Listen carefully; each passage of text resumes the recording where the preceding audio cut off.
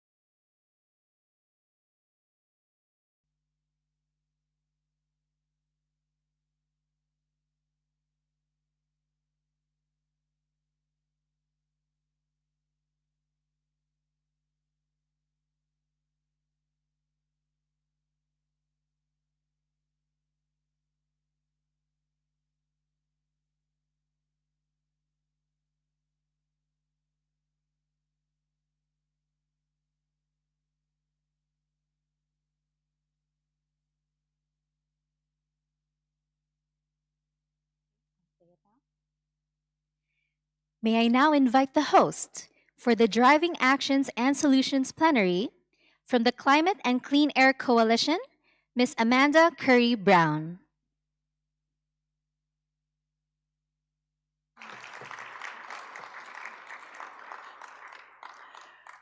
Thank you so much, and thank you for joining us this morning.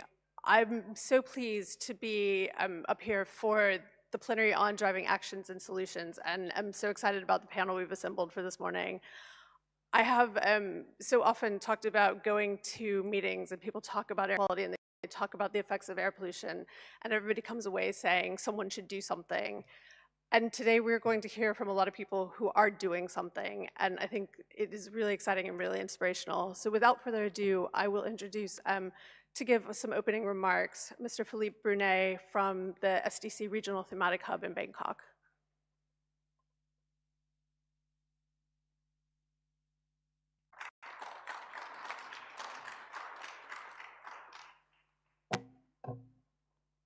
Distinguished delegates, ladies and gentlemen, good morning. It's my great honor to give some opening remarks on behalf of the Swiss Agency for Development and Cooperation in this important session, which is organized by the Climate and Clean Air Coalition, and we'll take a deep dive on driving actions and solutions.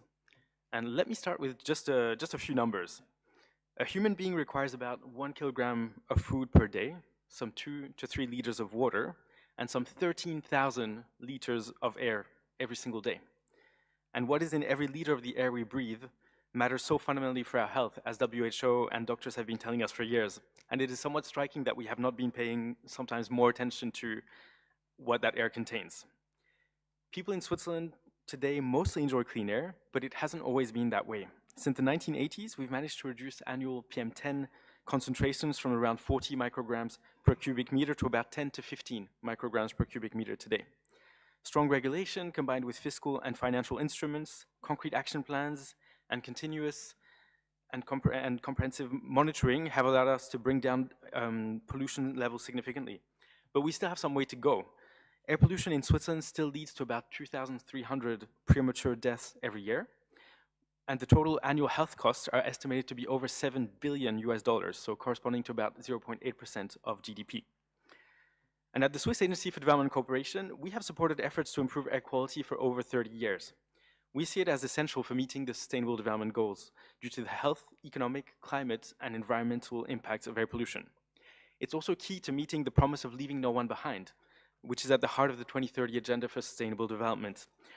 While air pollution affects everyone, vulnerable populations and women are disproportionately affected as they tend to be more exposed to pollution sources and have less access to healthcare.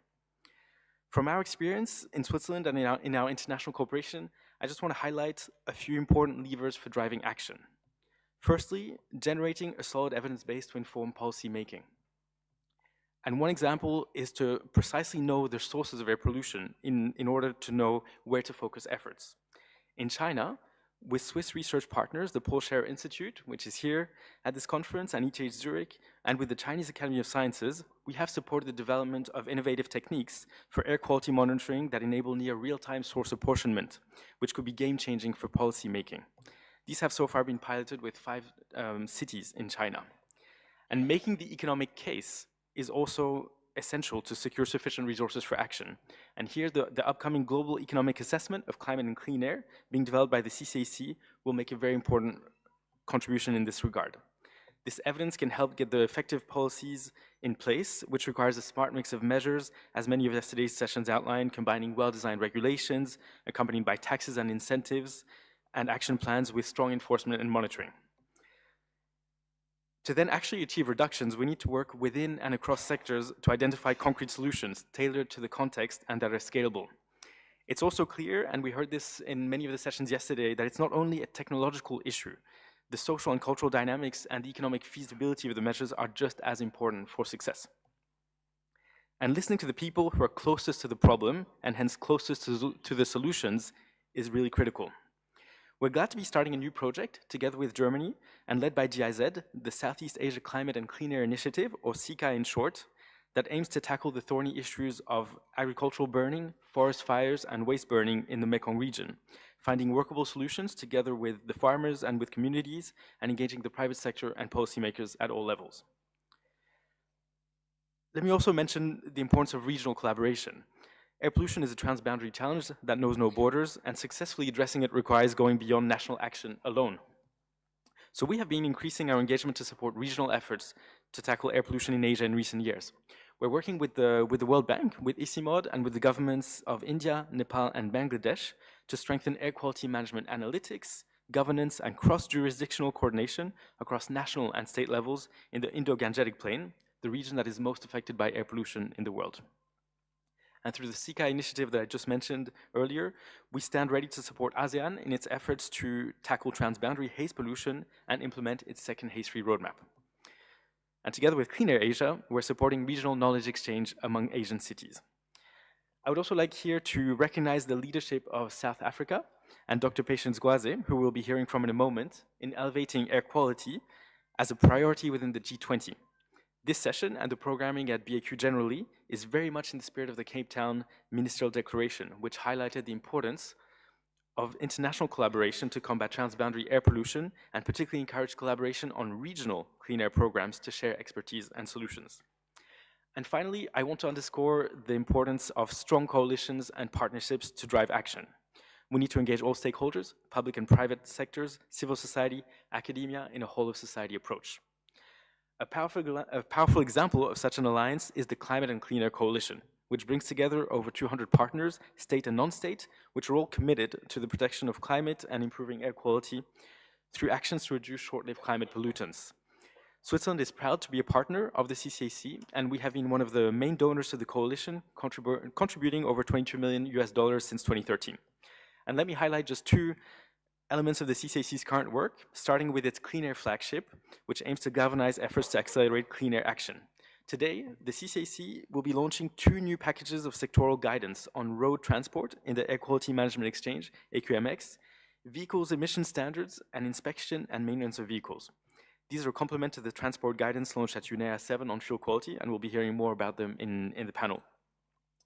In January, the roadmap to end open burning of waste in Africa was launched. And today, the CCAC is launching the Asia Roadmap, which is intended to create the enabling conditions to change behavior, policy, and practice to end the open burning of waste. And at COP30, the CCAC launched a super pollutant action accelerator to drive deep and sustained reductions in super pollutant emissions. A key mechanism here is to embed dedicated teams to enable coordinated national delivery in the countries. And several of the countries who are part of the very first cohort of this program are here at the conference and will be discussing their plans and experiences. In closing, the Better Air Quality Conference is also an excellent opportunity to forge new partnerships and alliances to drive the concrete action that we need and to finally unlock the barriers to action at scale. So here I want to thank Clean Air Asia, the Asian Development Bank, the CCAC, UNESCAP and UNEP, as well as the Bangkok Metropolitan Authority and the Pollution Control Department of Thailand for bringing us together this week. We have an excellent lineup of distinguished policymakers, researchers, and experts for this morning's plenary. And so without further ado, it's my great pleasure to pass the word to Dr. Patience Gwaze, the Chief of the Directorate of Air Quality Management in the Department of Forestry, Fisheries, and the Environment of South Africa for the first keynote address. Thank you.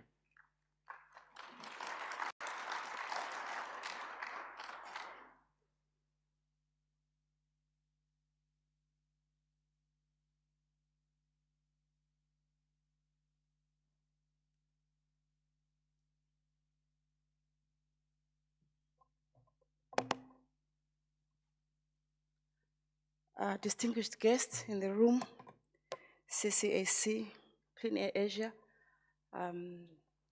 thank you for this opportunity that you have given South Africa and Africa and G20 to share some of the experience we have had in building the case for air quality through a forum that has significant influence in the global economy, in the global dynamics.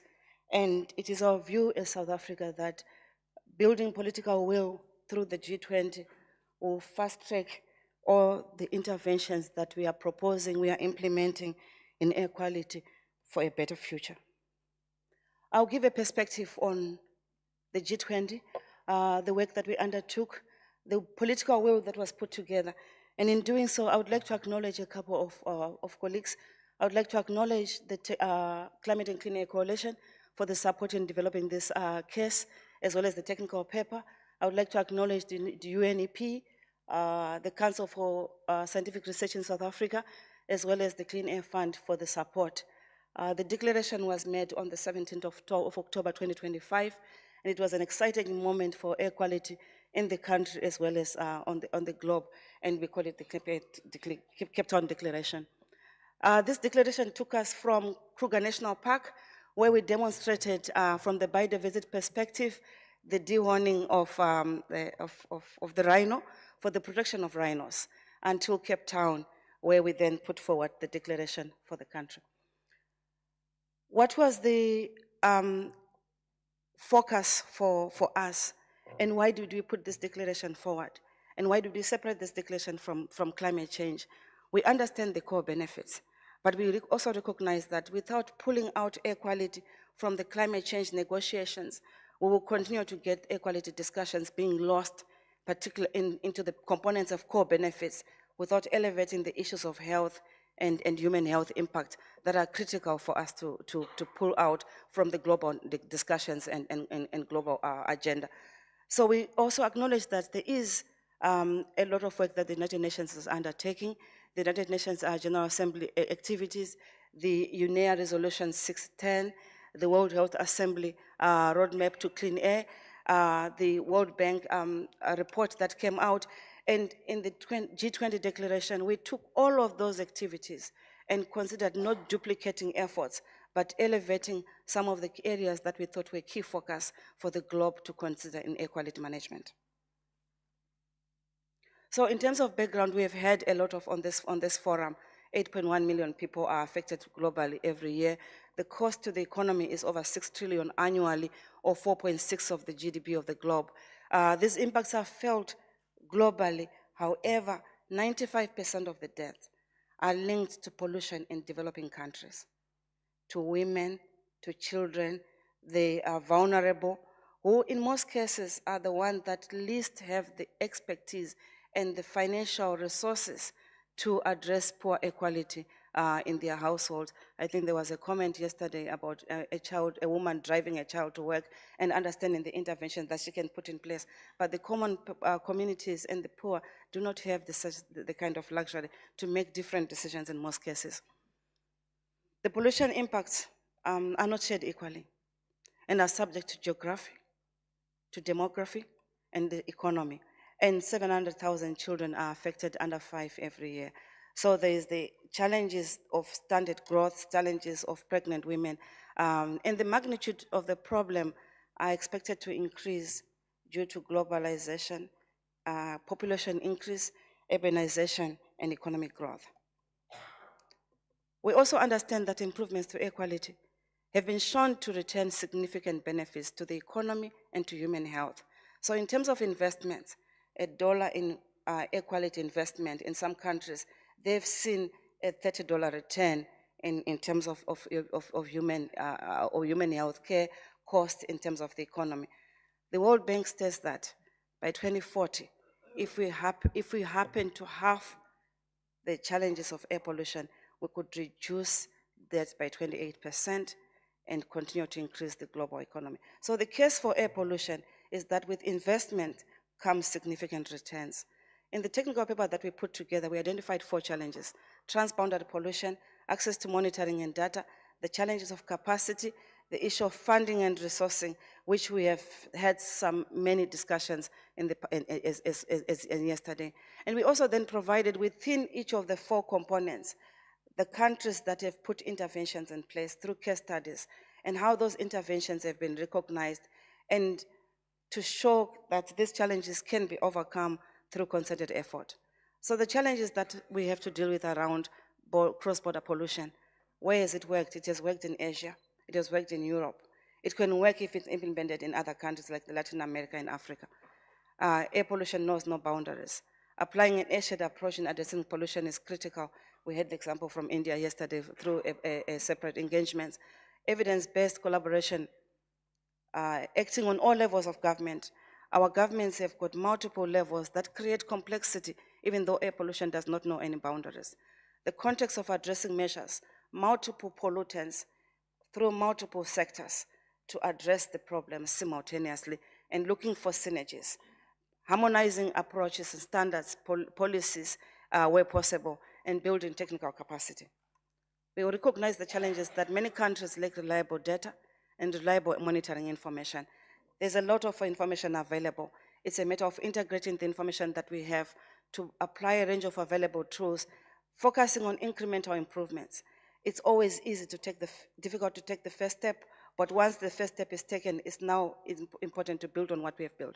Making air quality information available. I think we had a session in another where we presented what South Africa has done in presenting air quality information to be freely available to the public. Air quality monitoring is an expensive exercise in terms of building the resources, putting the infrastructure in place. But if this information is made available to the public, you can start seeing the returns from air quality forecasting and others. Looking at issues of collaboration, issues of building in capacity from monitoring to modeling to alternative monitoring, introduction of low-cost sensors, looking at investments in supply, in equipment, investment in maintenance, investment in technical capacity, and acting now on sources that we already know. What has also worked in building capacity, sharing best practices, and this forum is a good example of that, where multiple countries are coming together to share expertise, creating partnerships, and defining common goals, drawing on experience from all relevant stakeholders. And it's critical for that because the three spheres of government, for example, in our country, are not enough without bringing the NGOs, without bringing the private sector, and also bringing in business, looking across jurisdictions. Insufficient funding. We acknowledge that air quality is the least funded environmental challenge, and yet it's got the biggest impact on human health and the economy. Looking at access to removing barriers to access funds for air quality improvements, repurposing subsidies for pollution sectors, and incentivizing the private sector for investment, and up and above all, mobilizing the philanthropy sector for resources. The recommendations from G20 were many, but having identified all the challenges that we have and looking at the case studies, we made recommendations for the G20 and globally to look at the support action for transboundary pollution, promoting emerging mutual beneficial and technical exchange programs and expertise, looking at increased funding. And I think yesterday there was a session to discuss on how can we break the barriers for funding of air quality programs, looking at the core benefits or looking beyond core benefits, and also addressing towards working for countries with the least ability to put resources in place. And this took us to the declaration, and in the interest of time, I will just leave the presentation for you to note. What was important for us was to recognize the UNEP resolution, to look at encouraging collaboration across Africa, Latin America, and the developing countries, to look at encouraging sharing of best practice and available technologies, promoting adoption of and fostering synergies among different policies and sectors, as well as looking at reliable ways of open information to all for all. We are convening a technical workshop soon. We want to bring and start putting action to some of the interventions and recommendations that we made. And it is the declaration that we have put together as South Africa and the G20 that we know is going to work on improving the global political will that must translate the action, that must translate the words to action through financing, through collaboration, and through capacity building. And we also look at supporting governments and organizations in developing countries, especially in developing countries, to prioritize and institutionalize clean air goals from policy to monitoring to management and markets. And for that, I have to acknowledge the last slide to the discussion we had with the World Bank, which I thought was important to consider those elements. I thank you for your attention.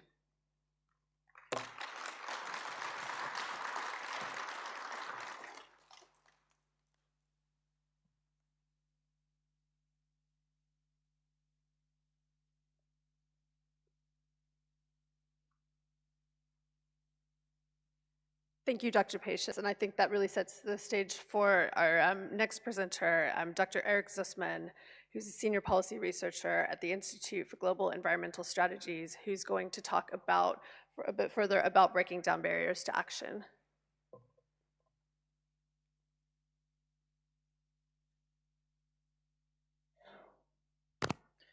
Good morning, colleagues. How is everybody doing today? Excellent. Okay, as Amanda kindly highlighted, I'm going to talk a lot about breaking down barriers to action. And I want to put my argument right at front and center of the presentation. What I'm going to argue today is that, of course, we need integrated solutions to climate and clean air. But at the same time, if we don't put in place an enabling environment to implement those solutions, we're only getting us about halfway to where we need to be. The enabling environment is absolutely critical to realizing the co-benefits of climate change and clean air. And we're working on this topic in a more, well, shall I say, more systematic way under this new economic assessment on climate and clean air. It's sort of billed as a mini Stern review that will be released in July. And this economic assessment, as you can see, has several innovative features. We're looking at a broader range of impacts. We're also doing a more systematic economic assessment of both climate and clean air. But one of the key pieces of the assessment is also a more systematic analysis of barriers to implementation and how they can be overcome. And I'll talk a little bit more about that as I move through the presentation. Now, to look at this more systematic assessment, we weren't able to look at all of the solutions that are going to be in the report. There's 25 key solutions that we're recommending. We're looking at 9 that basically span 3 or 4 key sectors. So we're focusing on the transport sector, agriculture and cook stoves, and also waste management. And in order to look at the barriers and enablers, we're breaking them up into 4 big categories.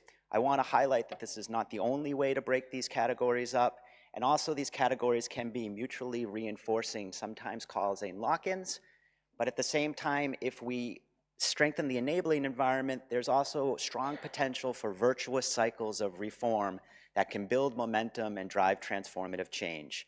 So to highlight, those 4 categories are technological enablers and barriers, institutional enablers and barriers, social enablers and barriers, and economic enablers and barriers. And so we're trying to understand how much these things might stand in the way of effectively implementing solutions in these 3 areas or 4 areas, and then how can we remove them, and how can governments put in place, once again, this enabling environment to drive quick wins and potentially lead to transformative change. Now, in terms of the actual description of the barriers, of course, you'll be able to read the report eventually, but we decided to go with rather broad descriptions, recognizing that some people might want to go into a little bit more detail. And 2 of the things I'm going to focus on a lot today in my discussion are institutional challenges and enablers. So we've talked a lot about the coordination vertically and horizontally, cross agencies, within agencies, and within levels and cross levels of government. We've also talked a little bit about design flaws in policies, perverse incentives in policies, misallocated subsidies. So we're branding that institutional challenges. And then we have some of the social issues, which gets us into things, we're talking about just transitions and inclusivity. And so here we have the limited acceptance of different types of social and technological changes, and not necessarily a clear recognition of the benefits of those changes. And then also some of the challenges of accepting new technology. So for instance, things like new cook stoves are not always necessarily a welcome change for, families. So how do we change perceptions of some of these things, and how can we clear some of these barriers once again? And the economic and technological, I'm not going to go into a lot of detail right now, but you can see the definitions right there. Now, one of the reasons I want to focus on the institutional and social, and also I want to focus on this report, is one of the novel things or the innovative things that we've done is we know that these things exist, okay? I mean, we've heard lots of presentations about some of these challenges and the ways that they can be overcome, and Patience did a wonderful job of describing how we're moving forward and covering over some of these things or burying some of these things in the context of Africa. But one of the things we did with this study is we did surveys in 4 countries, China, India, Nigeria, and Mexico. These countries constitute 40% of the world's population, And so we paired our surveys with systematic literature review on challenges to implementation. And essentially what we were trying to understand is how much these different categories of barriers or implementation challenges might slow our transition to an optimal pathway, an optimal implementation pathway. And what we essentially found is over a nominal 15-year period that collectively all of these things across these 4 countries could slow things down by somewhere between 7 and 9 years or so. So about half of your implementation potential is bound up in your enabling environment. I'm not going to say that if you do everything in an enabling environment, you're going to definitely accelerate everything perfectly. But like programs such as the CCAC Accelerator Program and the AQMX program that are helping to put in place these enabling reforms and cover over or try to dismantle some of these barriers are absolutely critical to accelerate the pace of implementation and, as you can see, get us closer to this sort of optimal pathway. And like I said, one of the novel things is now we have numbers on what these delays might look like. And one of the key things with those numbers then is we can feed that back into some of the economic modeling scenarios, and then we can say to governments, hey, we understand that you're adopting, 17 of our 25 solutions, and that's great. We love that idea. We're so happy that you're pushing that forward. But at the same time, if you don't put in place essential capacities and the coordination mechanisms to implement these things, you're not going to capture the full benefits of what we're trying to do here. And so what we show through this economic study is between 2025 and 2050, by putting in these delays back into the modeling, we show that the investment on capacity building, these things are typically not so, we know they're critical, but they're not so visible to policymakers, are huge. We show across the world that they could total up to about $8 trillion between 2025. And my reading skills are not so great here, but we also show that there's also huge benefits on the health side of things. So for instance, we could save enormous amounts of cases of asthma in kids and other types of health impacts, which is also one of the other innovative pieces of this study. So our messaging, I think, is becoming clearer and clearer and more precise. The enabling environment is absolutely critical to implement the solutions that the CCAC and partners have been promoting. And so policymakers really need to make sure that on one hand, they're adopting the solutions, and on the other hand, they're building the capacities, the stakeholder engagement mechanisms to make sure that they're implemented effectively. And there's huge economic gains from doing that, and there's huge health gains from doing that. Now, the other thing that we're saying with this report is this is lovely, and we have the economic numbers to underpin our analysis now, but we draw upon case studies in these 4 key countries I mentioned previously, China, India, Nigeria, and Mexico, and then we say, all right, what are some of the successful examples of how those countries have put in place enablers, social, technical, institutional, and economic? And we do that, once again, for these collection of solutions in 3 or 4 key sectors. So we have 4 key countries. We have about 9 more specific solutions in these 3 key sectors. And then we point to specific examples of how countries have put in place key enablers. So here I'm just highlighting in terms of social enablers. We actually have a list of 8 targeted enablers for those, for the institutional, social, economic, and technical. And so in the case of open burning, and we're talking about social barriers and awareness raising, for instance, we highlight some of the efforts in Nigeria to use capacity building workshops to raise awareness of farmers of the benefits and some of the dangers of open burning of biomass and agricultural residue. And in the case also on the social side of things, and moving a little bit more into this inclusivity, just transition space, we highlight in the case of India and their cook stove programs, how they've integrated gender into some of the key cook stove programs and how that's enabled the implementation and also raised awareness among a key stakeholder group. So we have examples both in terms of 8 very sector-specific and rather narrow targeted enablers. And then we also have cases that demonstrate what I call more cross-cutting, mostly institutional enablers. So in this space, we're talking about things like interministerial coordination mechanisms. We're talking about multi-level governance and vertical transfers of resources from national to local level. We're also talking about strengthening science policy interfaces, something we heard a lot in the keynote address yesterday from Professor Hook-Kabin, and we've seen it in many other places. So, of course, you'll see these slides and you can look into more detail, but one of the key things I want to underline is we don't see these enablers as sort of isolated things. Not every country has to adopt all of them, and we realize that maybe all 16 or so is a bit of a mountain to climb early on. But we do want to highlight that we see these enablers as sort of related to each other. The cross-cutting, mostly institutional enablers sort of form the outside rim, and these more targeted sector-specific enablers are nested within them. And once again, if countries are able to put in an effective enabling environment and capture the nice linkages between these cross-cutting outside elements and these inner targeted sector-specific elements, we see potential for virtuous cycles of reform, positive inertia that drives the types of transformative changes that lie at the root of the work we're doing here at the BAQ and the work of the CCAC and many other partners. So let's work together to drive this positive momentum.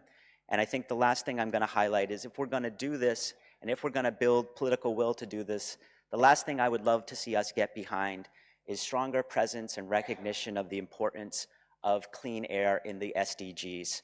I'm going to ask a quick question and see if anybody has the answer. Clean air, air pollution, what number SDG, I'm just going to do this real quick, what number SDG is clean air? Okay, so we have 1, 3 over here, and then we have a lot of nones. And the correct answer is none. It's actually, there's 3 targets on clean air, but they're scattered against other SDGs.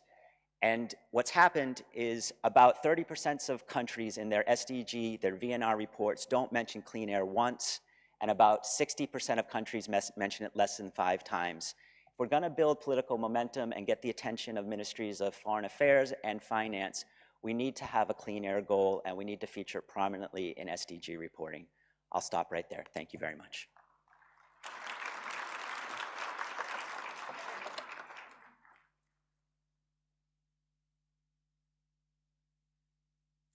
Thank you, Eric. So now we have a really exciting panel assembled, and first I'm going to invite up each panelist in turn to make about a 5-minute intervention about some of the work that they are doing. If I could ask that each of you, once you've completed your intervention, take your spot at the rostrum so we're ready for the panel discussion at the end. First, I'd like to invite up Dr. Krista Hassenkopf, who's the director of the Clean Air Program at the Energy Policy Institute at the University of Chicago, EPIC. And EPIC's work was one of the things that informed the paper from the G20 and the ultimate declaration. So I think very exciting to hear what you've got ahead.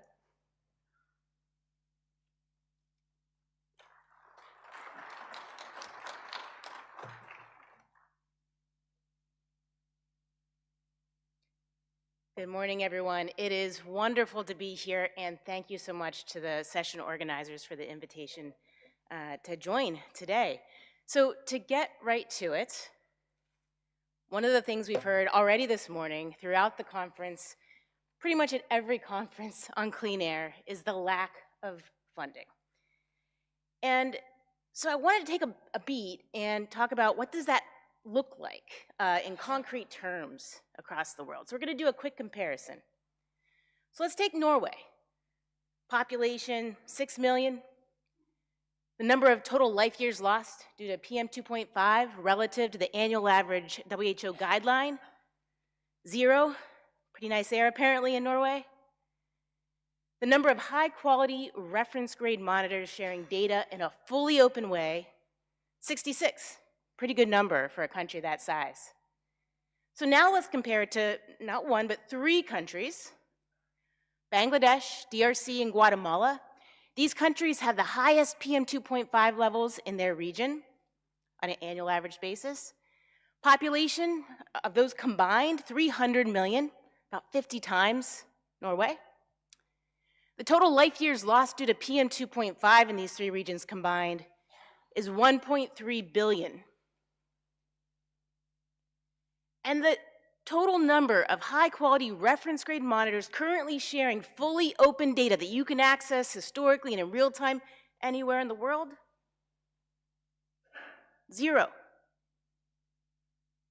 And so I think this really underscores Patience's point, and I'm going to paraphrase, but that one data point really does matter and can be transformative. And it gives an intuitive sense that a small amount of funding can really have a huge impact when this is the landscape. And so it's not just these 3 countries, it's actually many more. By our analysis at EPIC, I think there's about 83 countries where you could have a modest intervention where you're supporting high agency groups in countries to put up air quality monitoring with a plan to drive national level impact and have some success. And so if you look at these 86 countries, actually we know from Clean Air Fund data, if you looked at 46 of them, combined all the philanthropic funding that those receive, the total amount those 46 countries receive on an annual basis is less than $100,000, so a lot of zeros in there. Meanwhile, we know from research, so not just the intuitive case, but from research, there's a causal link between launching PM 2.5 monitoring efforts in places with very little or even no data, existing data in a region, and seeing a significant decrease in PM 2.5 over time, about 10 micrograms per cubic meter over a 5-year period. That's pretty significant. But let's say you're really skeptical and you don't think this is actually the case. So let's do a very skeptical back-of-the-envelope calculation. You decide to invest $100,000 a year in these 83 countries for 5 years, same time scale as what we think the research is telling us you'll see a difference. That's $41.5 million. And here's where the skeptical part comes in. You don't think it's going to work in all 83 countries. You think it's going to work in one. And my clickers, oh, there we go. And you also think that in that one country, that relatively small country, we're going to pick on Sri Lanka, of 20 million people, there's only going to be a small change, 2 micrograms per cubic meter in this intervention. So if you do that and you pick the most conservative numbers you can and figure out what's the avoided health costs, how much could you benefit from this small intervention in one place where it actually worked and the other 82 it didn't, by my measure, it's at least 5 times the amount that you invested in that whole portfolio of 83 countries. And when I did this calculation again, I picked the most conservative numbers I could, and then I even divided by half to be like illogically conservative, just in case. And I recommend anyone else tries this to see as well what they get. But the point is, this is a philanthropic jackpot of impact potentially. So that's why we launched the EPIC Air Quality Fund about a year and a half ago to basically support high agency local actors to drive national level air policy change with open PM 2.5 data. These are 83 priority countries. Wherever you see a gold dot, that's where we have an awardee, 31 awardees currently in 19 countries. And I had very high expectations of what folks would achieve, and they've really gone above that. I've been flabbergasted at what they've achieved in the last year and a half. Awardees have nearly doubled the number of active open air quality monitoring data points in Africa. 7 awardees have had a national level impact already. This includes the first reference grade monitor in Liberia, Gambia getting through its parliament legislation that'll let it establish its first PM 2.5 standard or any air quality standards. The Ghana EPA is using the support to implement existing policy on the books. And so they're doing the dang thing, and we want them to do it some more, and we want more people to do it.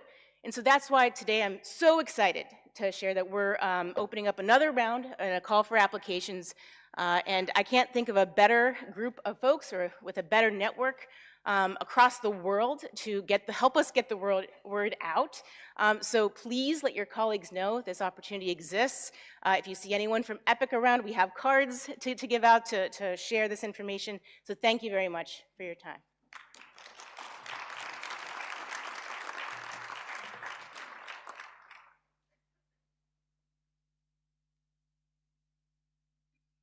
Thank you, Krista. And now we'll have Dr. Hiroaki Takaguchi speaking about JICA's work building capacity, including their use of AQMX in training.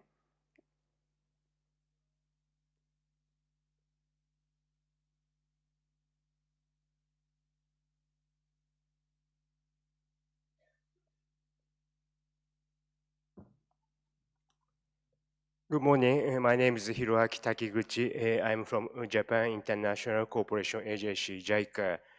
Today, I'd like to talk about capacity building, including use of AQMAX. As you know, in yesterday's plenary, the necessity of capacity building was discussed. So I'd like to follow up the discussion with my intervention. When we talk about capacity development, I think it operates three levels. First, the individual level. At this level, we focus on strengthening the competencies of administrative or personnel responsible for air quality management. Second, the organizational level. The objective is to enhance the management capacity of national and local government agencies in charge of air quality. Third, the societal level. This level involves clarifying the roles of different stakeholders, ensuring compliance with emission standards by business operators, and raising public awareness of air quality issues. To improve air quality in a sustainable manner, all three levels of capacity development are essential. Next, let me introduce JICA's key intervention at the individual level. JICA provides the Knowledge Co-Creation Program, KCCP. This was previously known as the training program. We changed the title because we learn each other.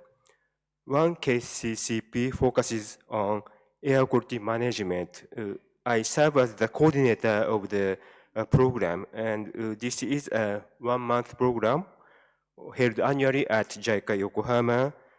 We invite participants from central and local governments in developing countries, as well as research institutes. In the program, we request participants to develop an action plan addressing air quality issues in their countries. In the program, I encourage participants to use AQMAX when they develop their action plans. This is the slide I use in the program. I think AQMAX is a very useful platform for gaining knowledge and practical insights on air quality management, and many participants find it valuable when designing their action plans. Next, let me touch upon our efforts at the organizational and societal levels. This slide shows the objectives of our technical cooperation projects in Asia. As you can see, capacity development is a top priority across all these projects. We work closely with national and local governments to strengthen institutions and systems for air quality management.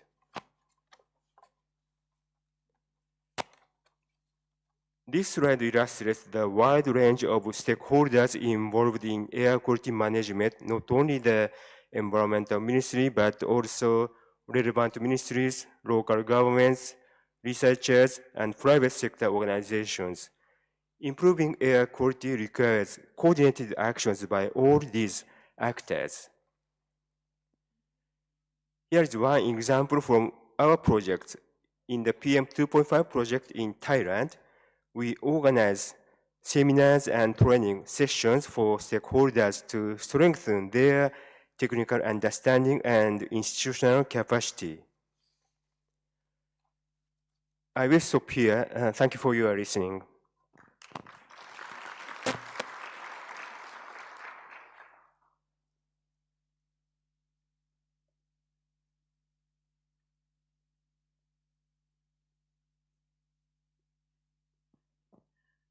Thank you, Dr. Takiguchi. So for our next two panelists, we'll have interventions that are focused on kind of sectoral solutions. First up is Jun Zhang who's the Asia Pacific lead for the Sustainable Mobility Unit at the UN Environment Program.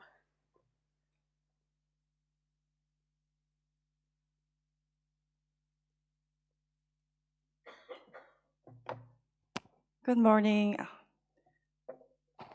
Are the slides up? Okay. I would like to begin by thanking the organizers and colleagues at CCAC and Clean Air Asia for convening this dialogue. I have 5 minutes to actually give you a snippet of the work that UNEP has been doing in Cambodia, supporting the implementation of more stringent vehicle emission standards, as well as by looking at also beyond this emission standards, issues of used vehicles, management, which I would not be able to delve very deep here. But just wanted to note that this work has been largely based on collaboration between the CCAC, of course, but also technical support from UNEC colleagues and Clean Air Asia colleagues as well. There is a little bit of issue with the slides, but I can already begin by talking a little bit about where we are with in terms of the status of the Cambodia. Cambodia's vehicle fleet is expanding rapidly.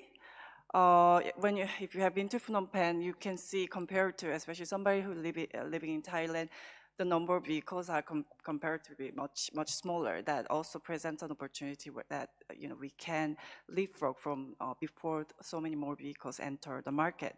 So as of 2023, Cambodia has around 5.6 million motorcycles and around 700,000 light-duty vehicles and just less than 300,000 heavy-duty vehicles. This puts motorcycles, which actually is a bit jumbled. So motorcycle category also includes three-wheelers in the registry's current data that we were able to get. So that means around 85% of the national fleet represent two- and three-wheelers. This doesn't mean that work on other segments of the vehicles less important, because we do have the critical moment to intervene at this moment.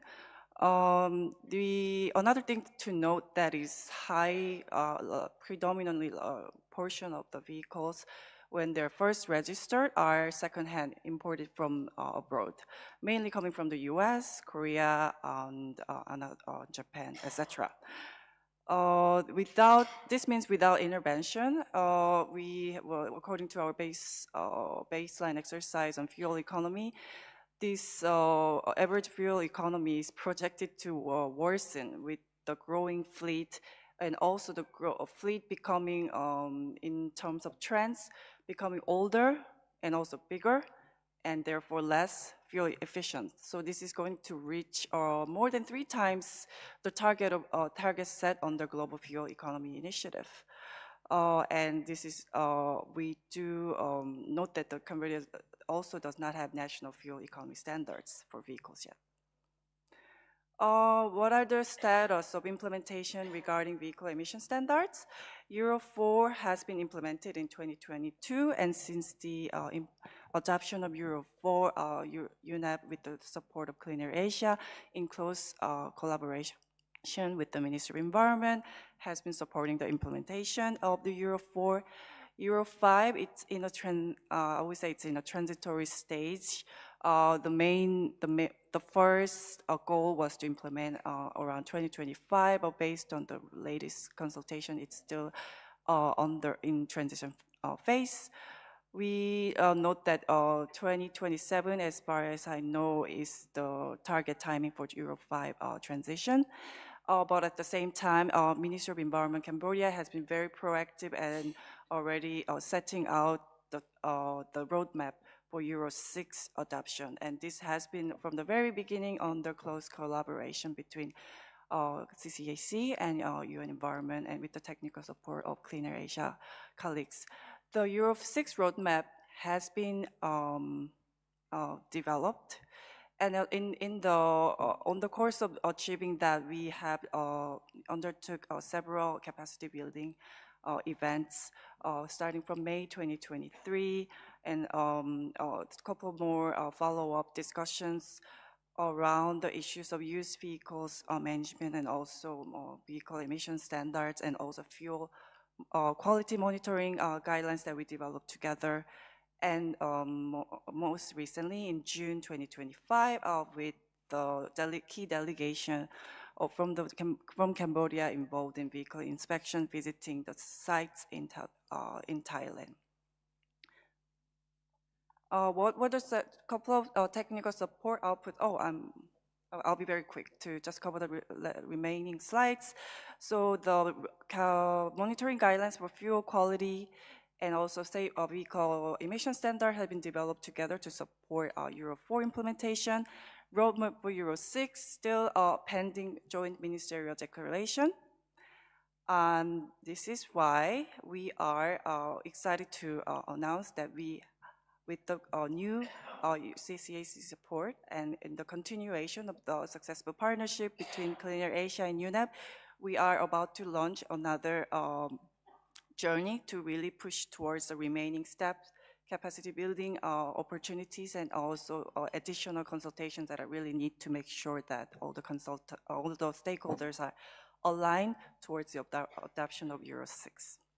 With that, I would like to conclude my presentation. Thank you very much for your attention.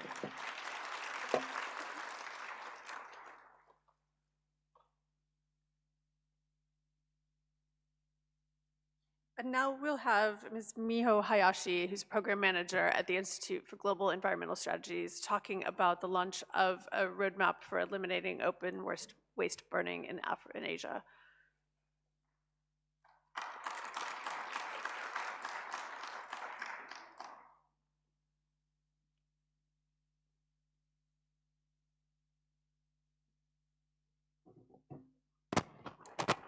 Good morning, everyone.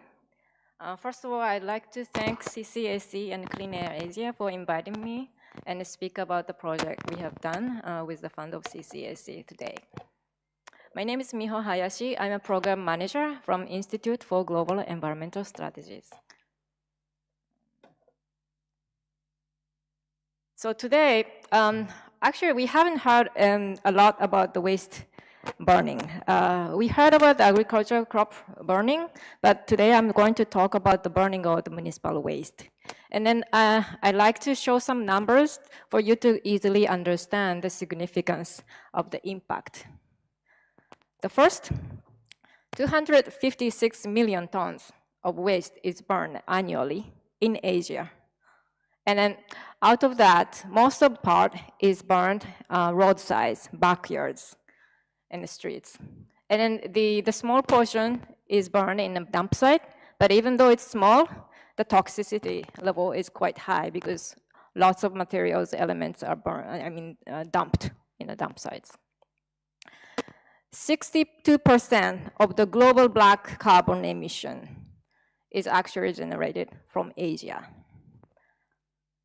And then if you talk about the CO2 equivalent, 249 million tons of CO2 emission is generated from Asia through the open burning practice. And 82% of the premature deaths global is also occurs in Asia from open burning practice. And then you can see from these numbers that how significant it is, the issue of open burning of municipal waste. But having said that, the open burning issue is not really big concern. We talk about a lot about the emission from the transport sectors, industry, and even agriculture burning and forest fire. But we don't really talk about the burning of waste, municipal waste. However, it's very common practice, and then this is a global issue. And then we really, through this implementation of the project, we identify the barriers that stop from, solution.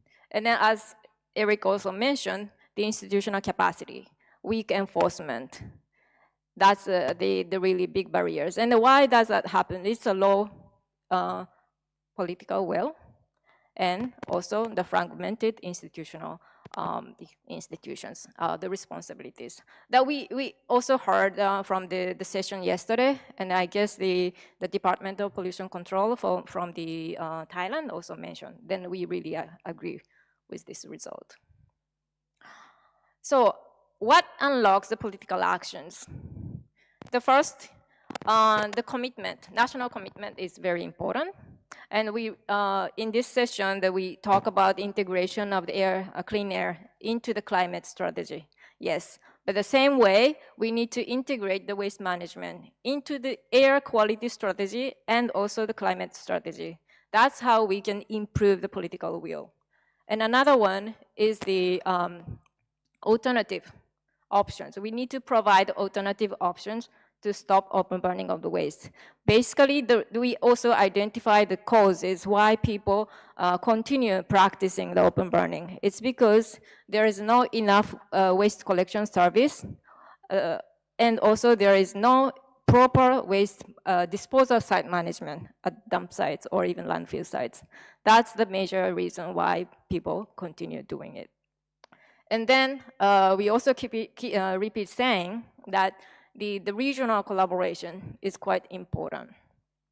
So we have to get together, talk about the same issue, and then talk about the solution. That's the factor that can also contribute to the unlock the political action. So I'd like to show some the achievement. Actually, this was a big achievement through this project, which is the Kathmandu Declaration. I think some of the participants here might participate in this policy dialogue.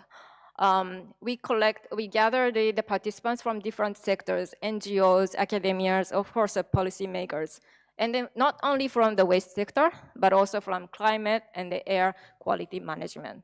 We discussed the same issues and then challenges also towards a solution. And then interestingly, we realized that the issues they face is similar, right? And then at the beginning, we also heard that the launch of the open burning report, the roadmap.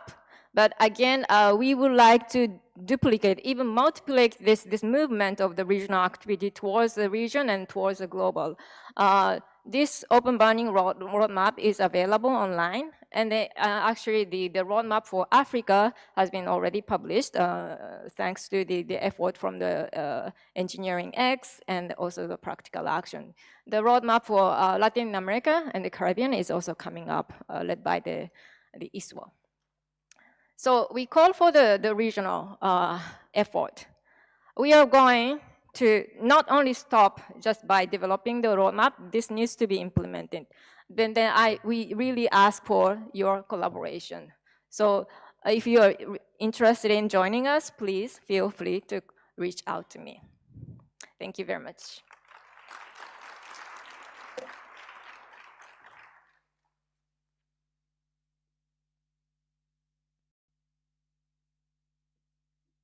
And for our final panel intervention, we've heard a bit this week already about the benefits and effectiveness and efficiency in integrating climate and air quality policy.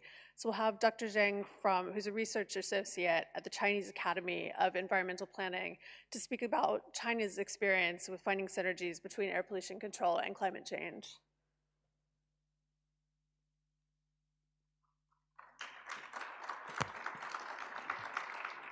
Morning, everyone. I'm Yizhen Zhang from Chinese Academy of Environmental Planning. So I'm talking about the synergies between air pollution control and climate change mitigation. First is that why we need co-control. Here's China's answer. We got air pollution, despite that we have already done very good progress in reducing PM 2.5 levels. And also we are facing pressing issue from climate change. So from the political level, we now got the beautiful China initiative, and also we have the carbon pledge to peak and to reach carbon neutrality. So the synergetic control then become very important in China's policy framework. Now in China, we use the coordinated efforts to reduce pollution and carbon emission, as the steering wheel to leading the green transition of the national's economy, which place these efforts on a very high level. And then the question is that why we can't do co-control? Because in China now, based on our analysis, nearly all SO2 and NOx emissions, half of the VOC's emissions and about 85% of primary PM 2.5 share same sources with CO2 emissions. So if we do some actions from the root, such as we close factories or we remove diesel trucks into electric vehicles, we can directly reduce air pollution and CO2 emissions simultaneously. So same emission source serves as the scientific basis for the synergetic control. If we want to do co-control, the first thing I think is to quantify synergetic levels. So what kind of measures we can apply for co-control is very important. Let's take transportation sector in China as an example. We have many policies implemented during the past decade, including the strengthened emission standard and fuel quality, phase out of outdated vehicles, improve fuel efficiency, and also promotion of electric vehicles, and also change the diesel truck-based freight to railway or waterway-bound freight. But how we can evaluate the impact of different measures on different policies? Here we provide a tool that is called Synergy Index. We integrate two dimensions. One is air pollution-related health benefits. One is the greenhouse gases abatement associated with specific measures. Together, then we can evaluate the synergy level of each measure. Here's the result and also the conclusion. So based on our analysis, we see that substantial synergies have already been achieved, but more synergies could be expected in China's on-road transportation sector. So all those circles in the triangle means the overall synergies, and other circles means measure-specific analysis. Our analysis shows that traditional policies have drove early achievements in synergies, including the strengthening of emission standard and also phasing out of outdated vehicles. But structural policies are playing increasingly important role now. And if we strengthen or we intensify the transformation in the transportation structure and also the vehicle fleet structure, we will get a very high increment in the synergetic index, 45%. And now actually, based on what already happened in China, I think the synergy index is already surpassing our evaluation, because now in 2025, the penetration rate of new energy vehicles for passenger vehicles already surpassed 50% in China, which means that more than half of the new vehicles running in China's road is already electric vehicle. We don't have too much emissions on the road. So this analysis suggests that we can identify what kind of measures that can provide synergetic impact and what we can do in the next phase. So for the implications, most of the results and conclusions I have already made. But the last one I want to emphasize that if we want to promote the co-control in the future, I think scientific tools for evaluating such kind of synergetic levels is very important. And it will serve as a very critical lever for the topic today, from science to policy translation.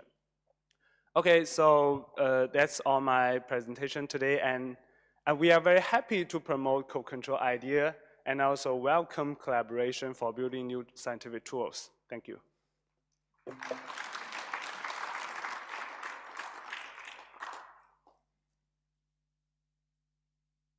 Thank you so much. And now I'd like to ask Eric and Philippe if you could return to the stage, and we'll hand over moderation of a discussion of the panel to Dr. Patience Guaze.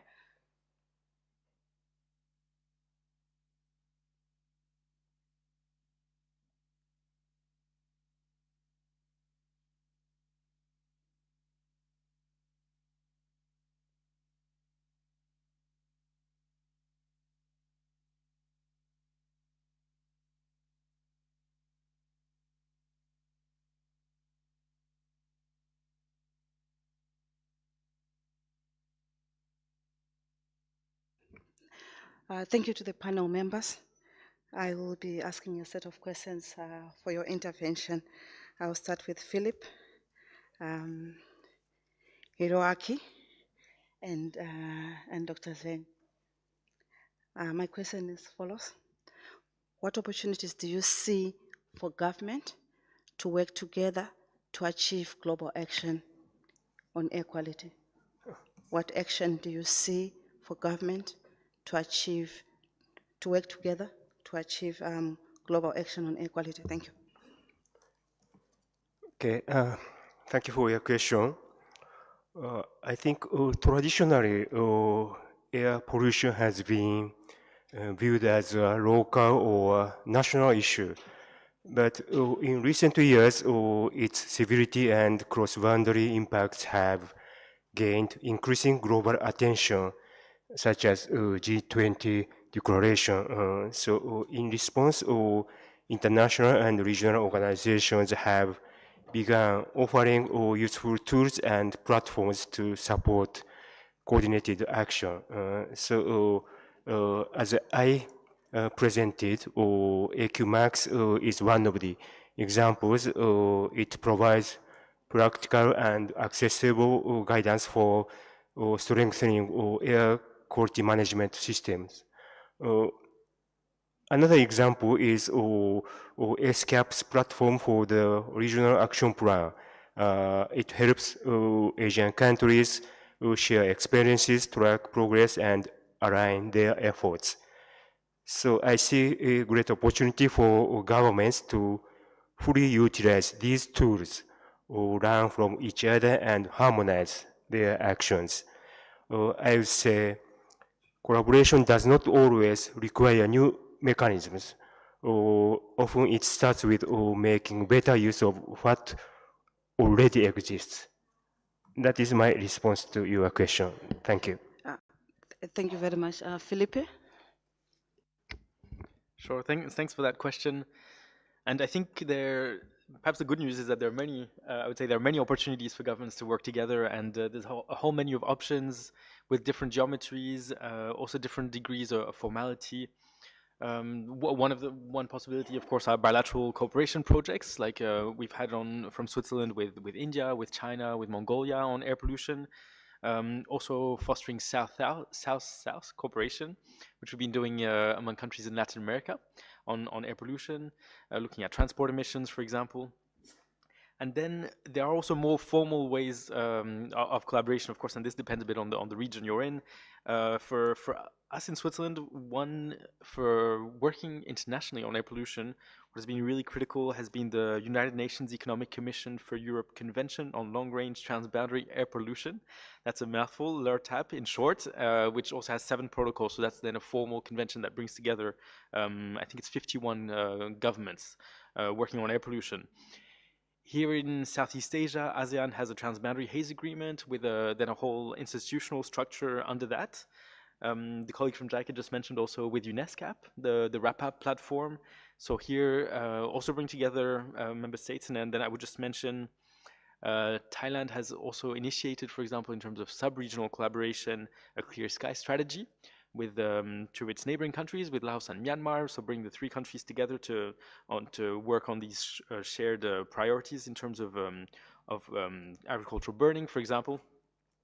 And finally, maybe just to come back to the CCAC, that's also an opportunity to bring together governments to work together, but not only among governments, and that's maybe the beauty also of the organization, but also working with development banks, with civil society organizations, with the private sector, and also with academia, all together in one platform. Thank you very much. Dr. Zeng? Okay, thank you for the question. My answer covers 3 aspects. One, I think, is the enforcement of global consensus. Actually, we now already have the WHO 2040 goal, but this is a non-binding goal for countries. I think one very straightforward work we can now do is that if countries are interested or countries think that air pollution is very important, they should put this global consensus into the national binding constraint on their policy formulation, which I think will be a very good prerequisite for the global air pollution control. And the second aspect, I think, is about knowledge sharing. This is not about the organization or other activities that, such as the BAQ we are holding today. I mean that when countries that are facing severe air pollution and they are trying to tackle air pollutions, I think such countries should organize knowledge sharing by the government and put resources and efforts into this knowledge sharing. Because normally we think that actions that to reduce air pollution is already there, but you need to learn it from other experienced countries. And if you choose the wrong way without experience, then your investment will be much higher than organizing such of data sharing activities, knowledge sharing activities. And the third aspect, I think, is the tool sharing. Now we already have lots of numerical simulation tools already put in use, but for many resource-less countries, I think such tools is still too hard for them to follow up or to get started. So if we put more funding or put more resources into building many AI-based models, such as those that can transform emission changes to air quality changes very quickly, these kind of tools can help those countries with less resources to start action and to transform science into policy in a very immediate and a very simple way. That's my answer. Thank you very much. And a living example from the African continent is we get inspired from listening to experts, and intergovernmental support and cooperation is essential. Thank you very much. I'll ask the second set of questions to Eric, Krista, June, and Miho. What is a practical or solution you have seen in your work that, if adopted globally or regionally, would contribute significantly to the fight for clean air? What is the practice or solution you have seen in your work that, if adopted globally or regionally, would contribute significantly to the fight for clean air? Thank you.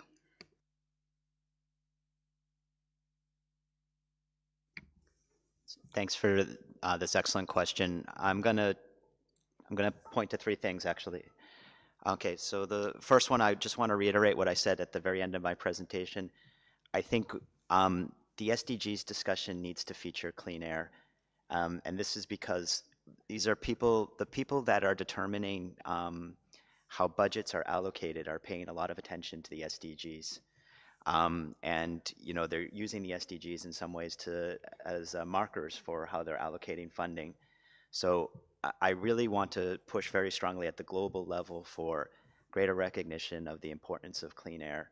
We started very slow on the clean air campaign for the first set of SDGs, and they're going to start up in 2027. So I think we need to move there actively now. Then in terms of actual practical solutions, we talk a lot about capacity building.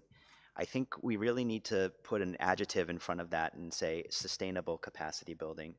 I think we do a lot of workshops, we do a lot of training, but making sure that capacity sticks, I think, is absolutely critical. And so in addition to the trainings and workshops and whatnot, I think we need to get a better sense of how to embed people in different agencies, both from the international community working directly with the ministries of environment, ministries of finance.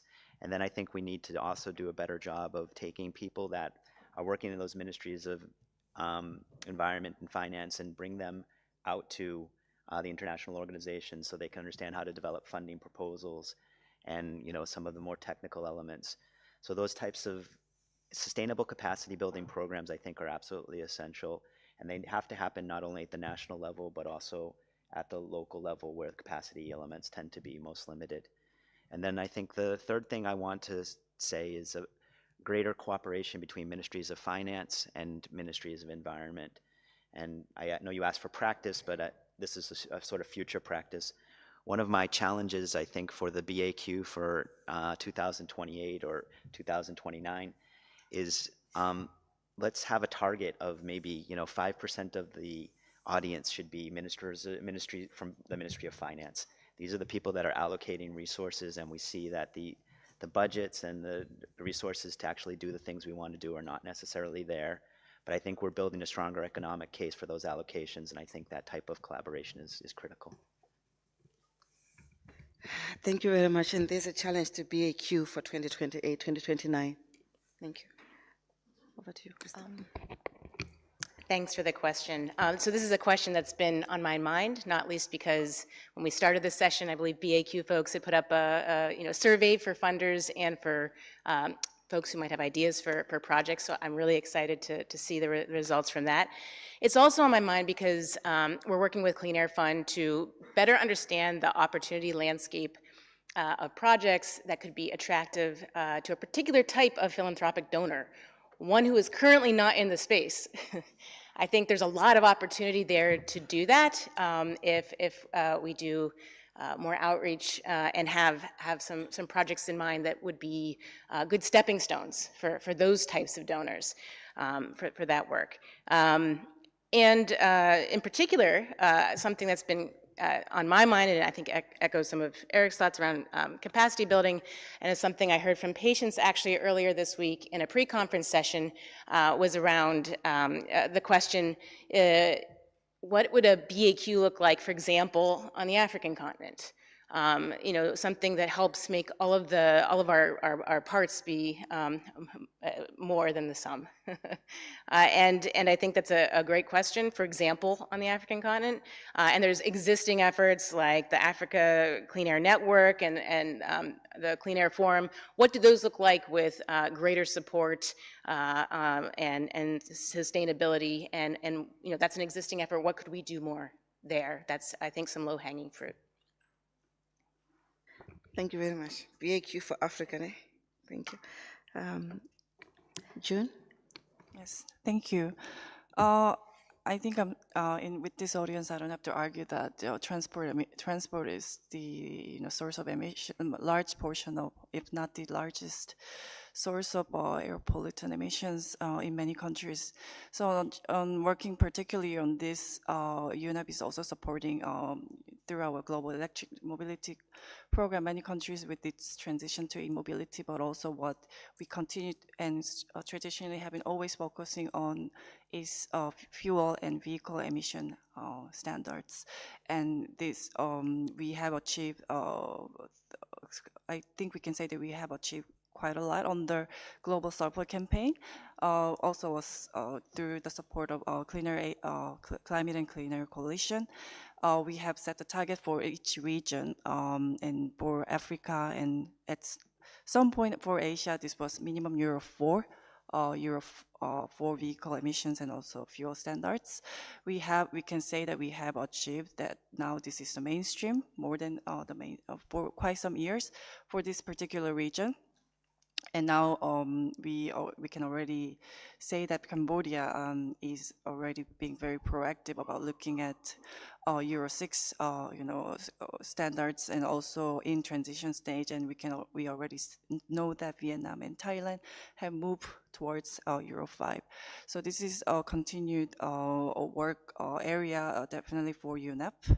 And another because the question is about regional and global cooperation, I think another area to briefly touch upon is the work and increased cooperation on the management of global used vehicle trades. In fact, I have been in touch with a couple of colleagues at JICA also on this issue, because Japan is one of the biggest exporter of used vehicles. Our standpoint is not really about an outright ban of promoting an outright ban of used vehicle imports, but rather how we bring together countries to make sure that these vehicles secondhand that are traded are safer and cleaner. And what can be done before they leave the countries of exports, but also after they have arrived the port of entry. So these are some of the actions that I think we have been working on and can continue to work on globally and regionally. Thank you. Thank you very much, Miho. Yes, so I would like to respond based on the the practical experience in Kathmandu. Just I made a presentation about Kathmandu Declaration, where we collected the different the people from different sectors, and then I would say this was the great successful moment where we got together from different sectors and then discussed the same issues. We understand that we face the same similar issues, similar challenges, and then also we identify the similar impact. And then why not sharing those information? Why not sharing this data together? If they are facing the similar issues in different countries, so it's quite important to share those data and then lesson learned together and then learn from each other. And I understand the financing issue, that's really critical. And then that also relates to the political will. If you have the big budget, probably the political will increase, and then it will be easier to implement the project.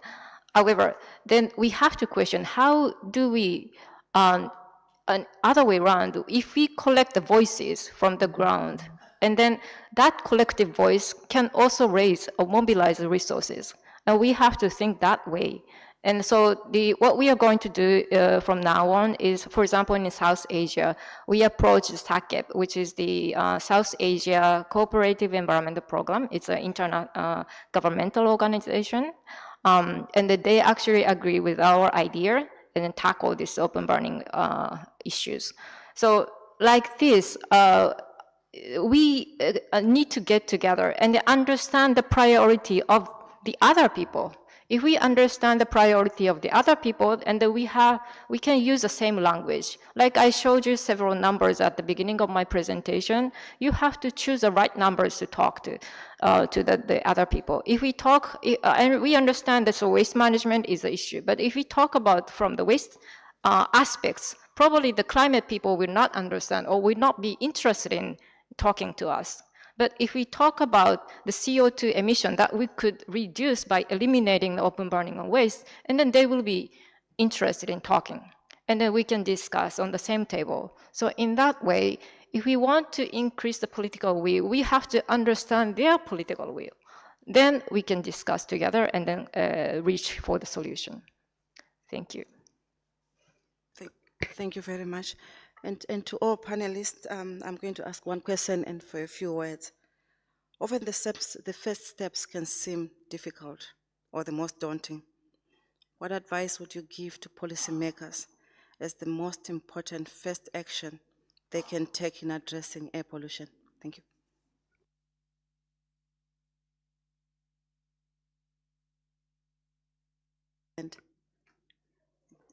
All right, it's my honor. So my answer is very simple, that take action immediately is the most important first action. Yes, normally the first action is always the hardest, but as we can see that first actions are always the most benefit. So in China, we already see this kind of outcome that at the very beginning, we don't even have a very clear idea about where the pollution came from, but we just tackle several sources and we use those that are not costly measures, then we can already get very much improvement in air quality. So my suggestion is that for those countries, if they want to tackle air pollutions, you just take actions. Normally, it's easy to identify pollution sources at the very beginning. If you have higher SO2 emissions, you control coal consumption. If you have high NO2 emissions, you control transportation pollution. And sometimes you don't even need monitoring sites. You can just use your nose. You can distinguish coal from biomass. It's very easy. So just take action and it will make difference. Thank you.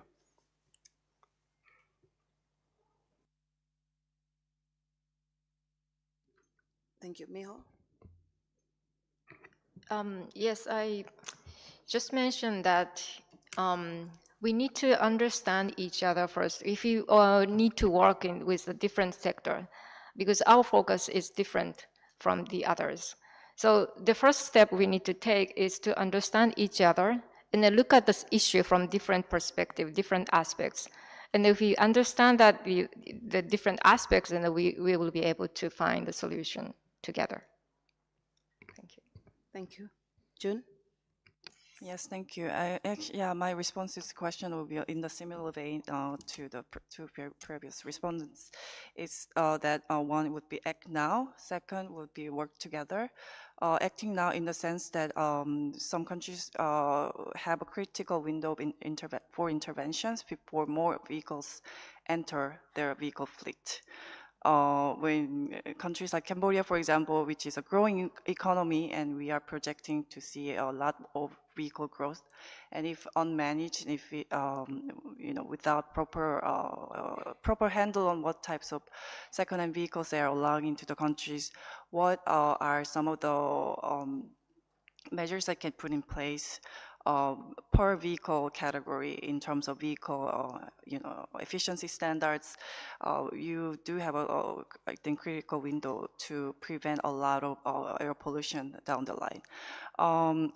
In terms of working together, often what we find when we bring stakeholders together to discuss the new vehicle emissions and standards being proposed is that we are quite surprised to find some of these stakeholders talk to each other for the first time, and they also discover what they are working on for the first time. Different ministries realize they have overlapping areas of work. Different ministries realize that no one was doing that needed to be done. So this, again, the continued consultative processes and giving the stakeholders ample opportunities to talk together, and I think that's very critical to bringing the roadmap to actual implementation. Thank you. Thank you very much. I think countries face different circumstances, so the most important first step depends on their specific context. Having said that, in all cases, capacity development is crucial as we discussed in today's plenary. So my advice is to strengthen human resources.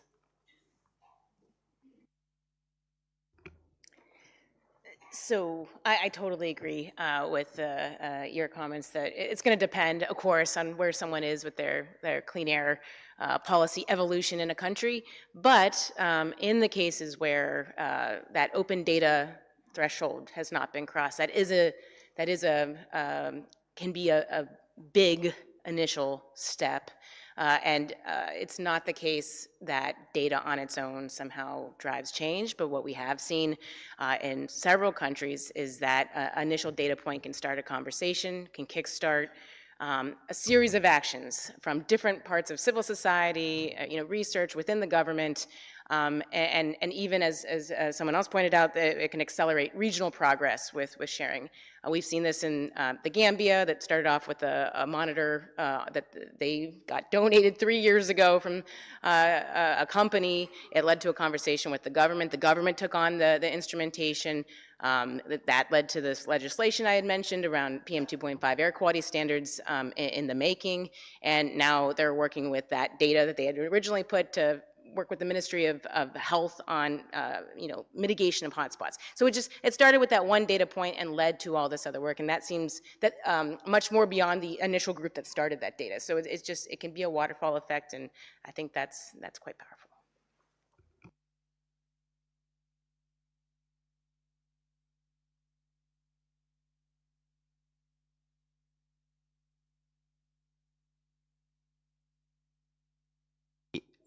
Incentives for implementation, the political incentives, the economic incentives, the reputational incentives, and you need to think about how those incentives are structured, for the politicians that, some countries are getting elected, some countries getting selected, the bureaucrats that are designing the policy and implementing the policy, the on-the-ground stakeholders that are operationalizing the policy, and then the people that are affected. I think when we think about those incentives and who wins and loses from those policies, then we can think about how to create mechanisms for folks that might lose from the policy and compensate them.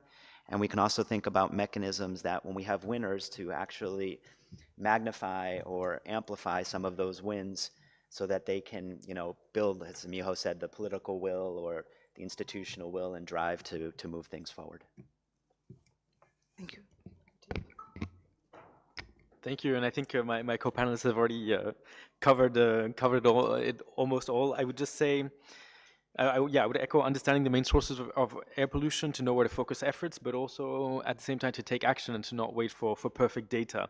And I would just add also that now we're lucky to have an incredible wealth of resources that are already available. So there's really no need to start from scratch or to reinvent the wheel.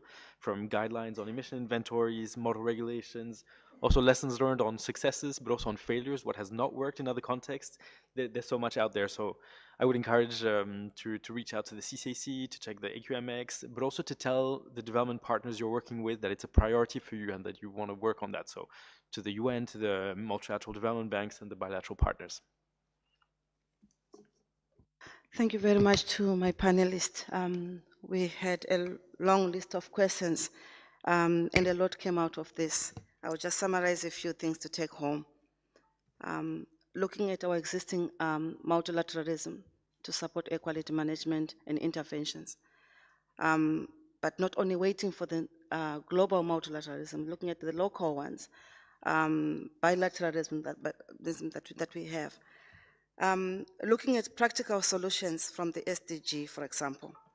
If air quality is considered as one of the SDG goals, we know that developing countries, for example, they consider the SDGs quite seriously in policy making and decision making and resource allocations. And in our countries, including performance agreements of politicians. So those kind of initiatives do make a difference on the ground when there is a political will and there's a political target. For the BAQ, consider bringing in a specific percentage of treasury participants. And I would also say from the Minister of Health, because their contribution will assist air quality in making the case. In terms of interventions that countries can take, start now, don't wait for all the information. One data point can make a difference and start a conversation. In capacity, present capacity that must stick. And don't wait to have all knowledge. Take what you have and work with that. Thank you very much for your knowledge and for your contribution. And the session is adjourned. Thank you.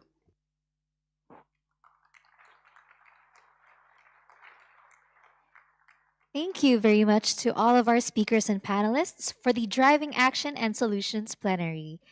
At this juncture, ladies and gentlemen, we will now be having our coffee break just outside of this hall. Again, science and solutions exchanges will be happening right outside at the exhibition area over coffee and snacks. We highly encourage you to check them out. And please be back promptly by 11 a.m. for the Breathe City special session. Breathe Better, what leading cities are doing differently. See you in a few minutes. Thank you.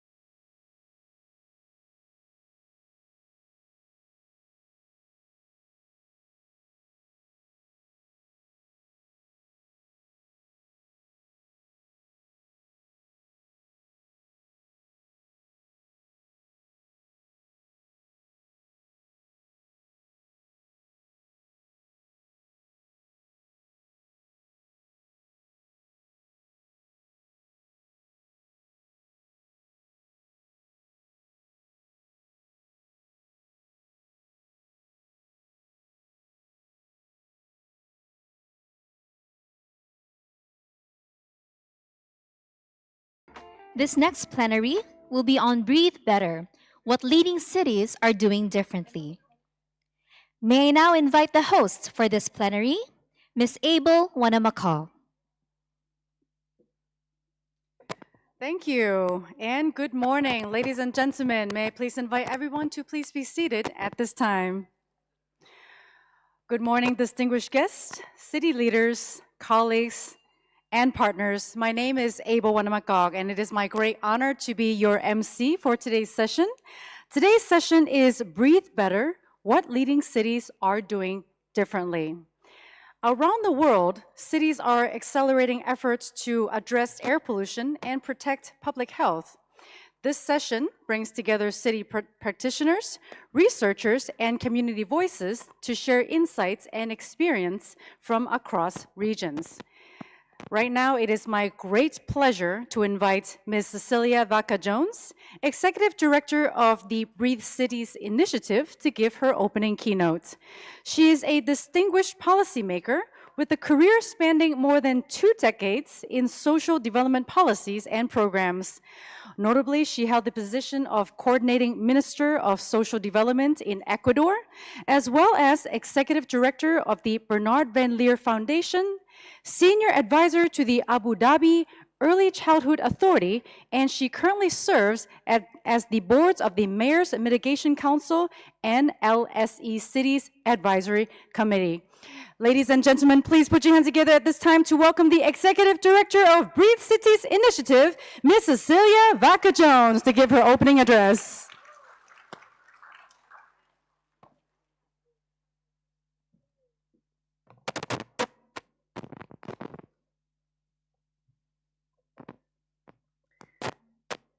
Good morning, everybody. I hope you can hear me well.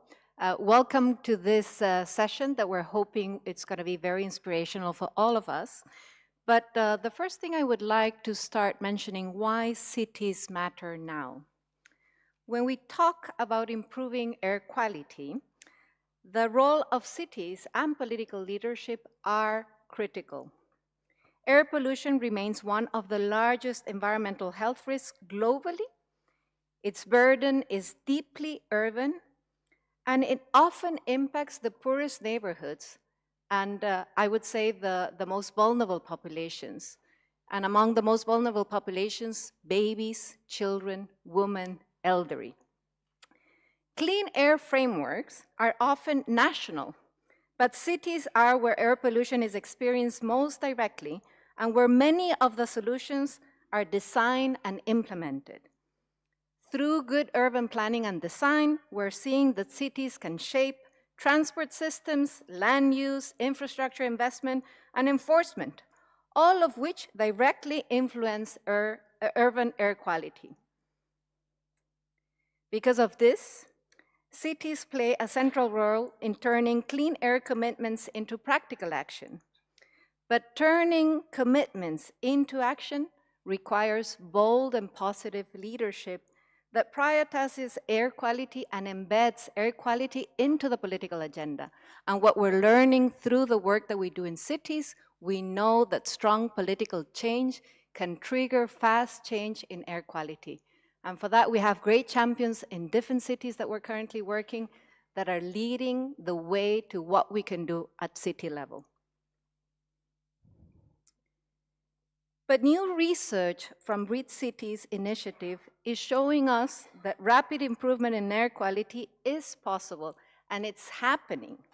Across the C40 and Breathe Cities network, 19 cities have been identified as leading cities, reducing both PM 2.5 and NO2 by at least 20% in the last decade. In several cities, reductions are reaching 45%. These reductions are not abstract, and this is the most important thing. Sometimes when we talk about the reductions of 2.5 or any of these terms, people don't get it. But we can get it when we say lower PM 2.5 reduces the risk of premature mortality, or we can get it when we talk about lowering NO2 reduces respiratory illnesses or asthma in young children.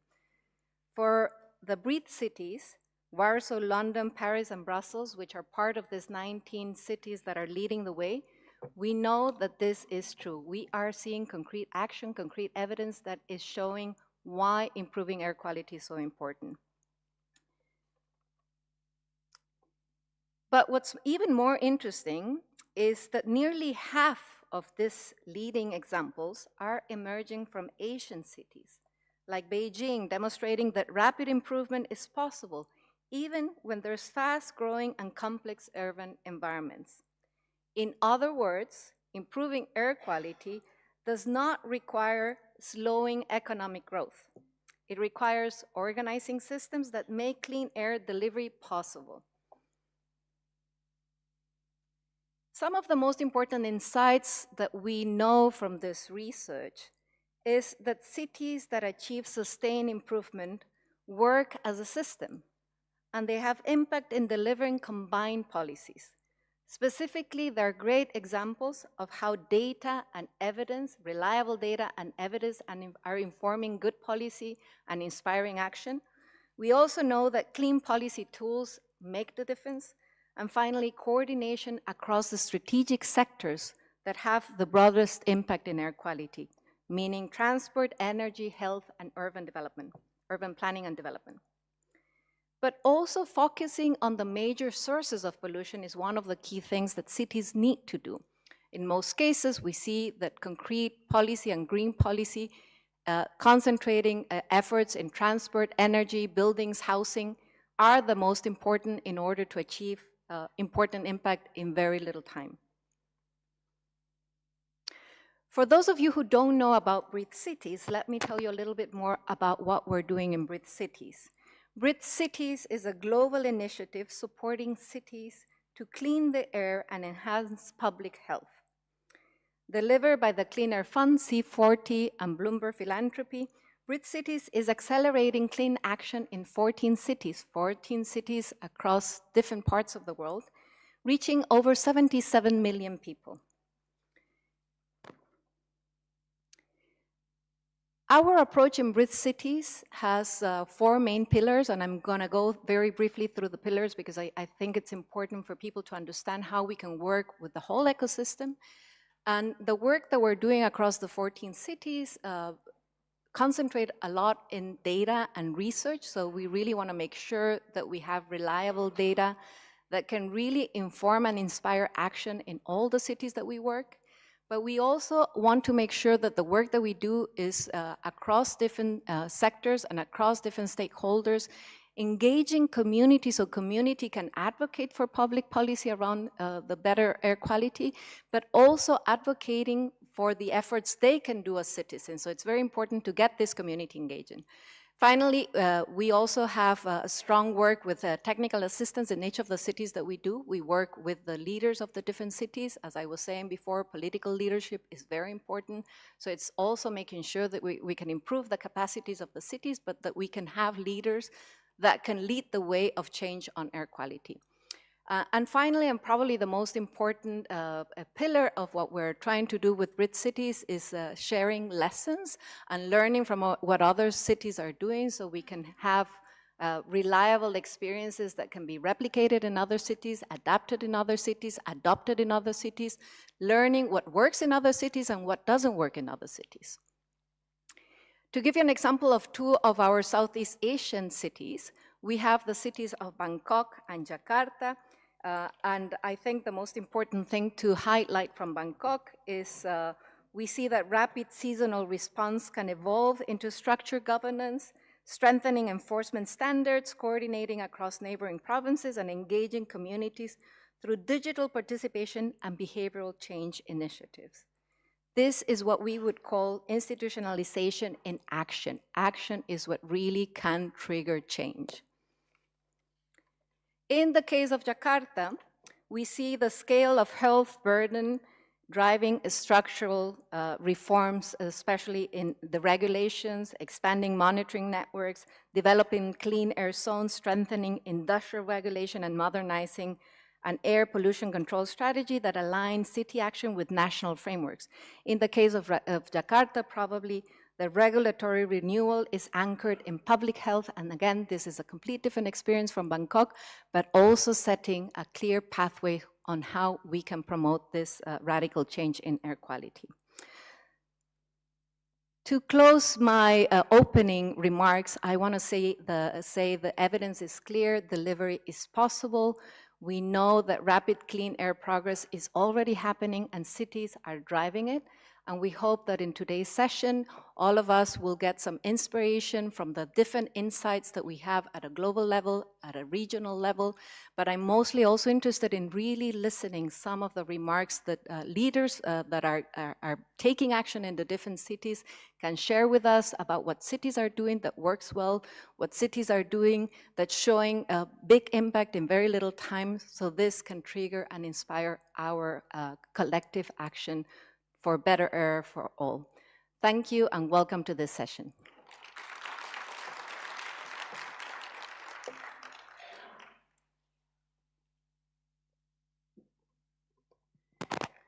Well, thank you once again, Cecilia. Ladies and gentlemen, please give her another round of applause.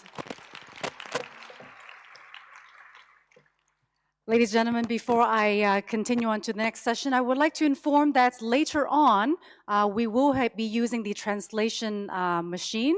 So that is available, I believe, on your table, and that will be on channel 3, but I will inform you once again when we'll be needing to use the translation. So once again, thank you so much to Cecilia for grounding us in the evidence and reminding us why cities matter now. Introducing the next segment is Evidence Snapshot from Global Trend to Asia Progress, which guides us on the latest evidence, whom our next two speakers will expand on. Now, our first speaker is Mr. Iliad Kurbak, Director of Air Quality from C40 Cities, a global network of nearly 100 mayors of the world's leading cities working together to confront the climate crisis and create cleaner, healthier, and more resilient urban communities. Iliad will join us on the next session to share more on the latest Breathe Cities research, Breathe Better, how leading cities have rapidly cut air pollution. Our second speaker is attorney Glenda Batten-Bacharina, Deputy Executive Director of Clean Air Asia, who will be sharing insights from their flagship report, Air Quality in Asia, Status and Trends, 2026 edition. Ladies and gentlemen, they are already seated, but please help me give them a round of applause. Iliad and Glenda, thank you. Thank you. Good morning, distinguished delegates. It's an honor to be here with you all today to discuss this important topic of urban air quality and the enablers of rapid progress. I want to express my appreciation to the hosts of the Better Air Quality Conference for inviting us to this really important conversation. And there's really no better place to have this conversation than here in Asia. The region is leading the way with rapid innovations that the rest of the world is watching and learning from. I want to echo a key point that Cecilia just made in the last presentation. The rapid improvement in air quality is possible, and it's already happening in many cities around the world. 19 cities in our network have reduced PM 2.5 and NO2 levels by 20% since 2010, and many cities have reduced by close to 45%. These cities tend to be in Europe, North America, and Asia, but half the cities are here in Asia. And we're seeing that these fast improvements aren't happening just in places with long-term structural governance processes and regulatory structures around clean air, but in many places that where economic growth is happening and populations are expanding. And there's not really one measure that has contributed to this improvement, but sustained policy and regulatory action across multiple layers of government and across many different agencies working together towards common goals. Across different political and economic contexts, similar patterns are emerging around city-scale action. These leading cities are implementing robust data and accountability systems, from air quality monitoring to robust emissions inventories that are updated regularly, identifying the important sources of pollution in these cities. Strong scientific capacity to conduct modeling and air quality forecasting, and then using this data to routinely adjust policy through robust planning mechanisms. So for example, in Beijing, the city has supplemented its regulatory air monitoring network with over 1,000 sensors, helping better pinpoint the sources of air pollution, especially smaller, uncontrolled sources. And in London, the city has implemented the London Atmospheric Emissions Inventory, which is routinely updated on the sources of emissions and the impacts across communities in London. Cities are implementing restrictions on high emitting sources through programs like low emission zones, clean heating measures, and efforts to address heavy duty freight. And these cities are reshaping their mobility patterns by prioritizing active transport and public transport, and where cars are still used, reducing emissions through low emission zones and electrification. For example, in Paris, the city has rapidly expanded its number of bike lanes and are implementing school street measures to reduce traffic near sensitive locations at schools. And in Shenzhen, the city has now fully electrified its bus fleet. And in Beijing, they've implemented over 3,000 charging stations. And of course, the backbone to this effort is that cities can't act alone. It has to be supported by national and regional level action. So strong air quality standards that then require compliance across regional airsheds and its cities and states. Vehicle emission standards that are driving market adoption of cleaner vehicles, and regulations that drive the energy sector. And of course, local enforcement programs and coordination with national level policymaking. But what we found that some of the most rapid progress is happening here in Asia. And so I want to turn to Glinda now.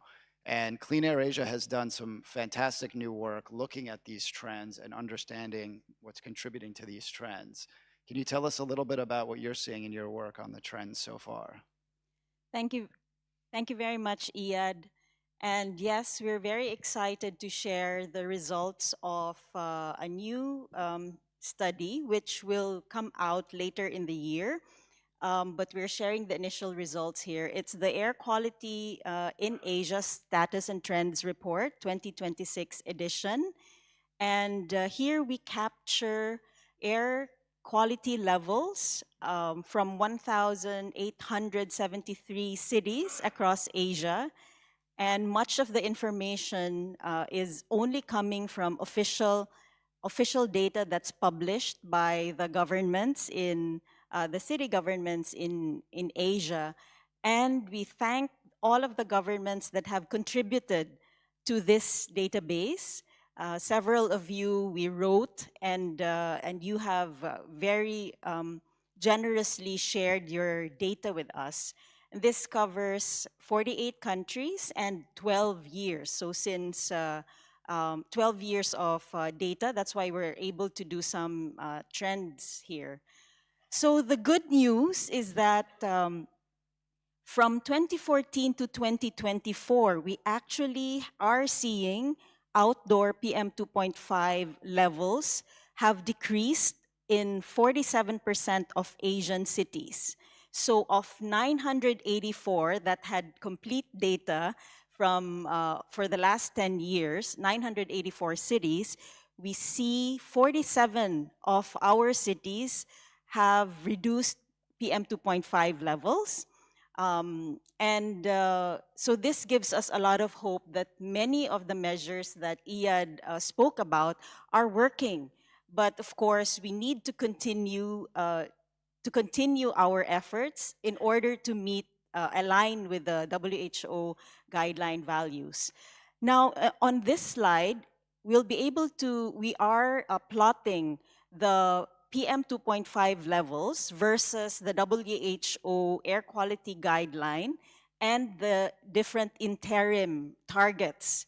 So this helps us to direct our attention and support to the lowest, to that lowest level, where that is above 35 micrograms per cubic meter annually. So attention must be provided to the blue on the lowest bar.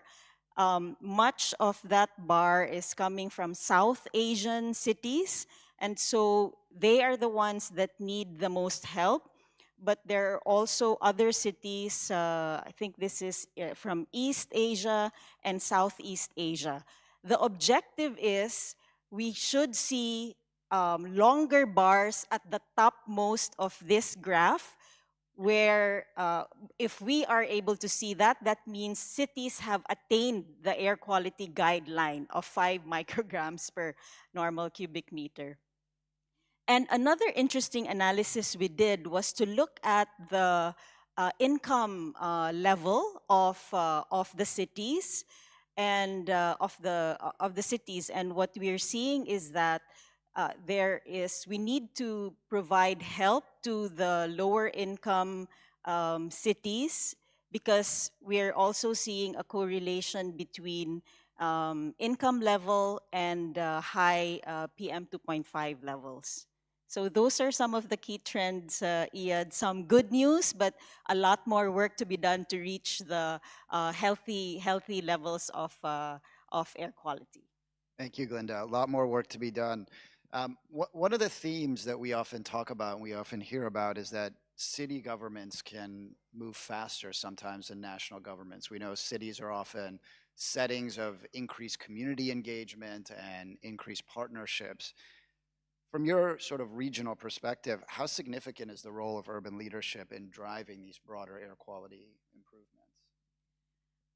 What I'm seeing is that what Clean Air Asia is seeing in the region is that there is a lot of leadership in among cities, and usually where you have city champions, where they are able to actually inspire other cities within an airshed and even encourage the national government to, for example, adopt certain practices. Like, let's take the example of Quezon City that we work together with.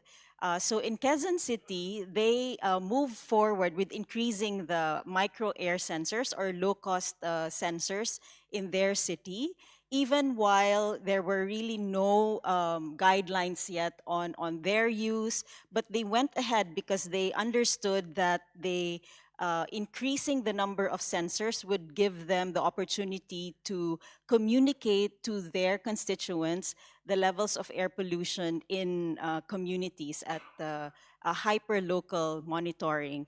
And what happened was that this actually inspired other cities within the Metro Manila airshed to say, oh, we also want to do that in our cities. And therefore now you have an increase in the number of cities that actually are asking the national government to train them on how to use and interpret the data from these low-cost sensors.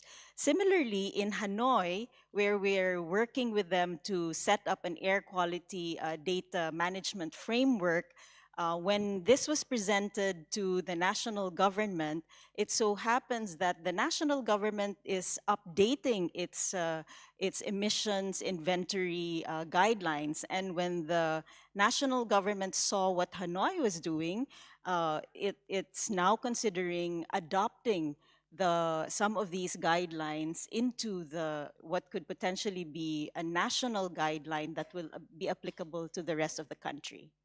Great examples, and examples where essentially work in cities can seed these solutions that can then scale nationally. And we often think about that in other sectors like low emission zones, where if you have, for example, enough low emission zones within a country being implemented, that can drive national level changes in the vehicle markets.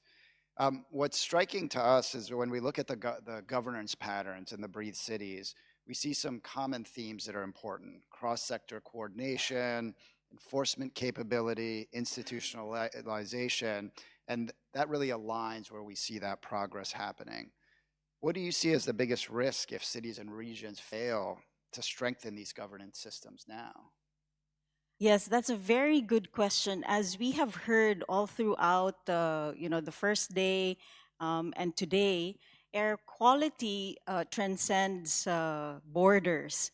And currently, our governance systems are citywide, and there are very rare instances where there is an institutional structure or a governance structure where several cities come together to manage an airshed. In the Philippines, there is that airshed management framework, which is part of the Clean Air Act of the Philippines. And I think this is where we should really try to set up either technical working groups, but with clear mandates that are set in a city ordinance so that it has some kind of formality, so that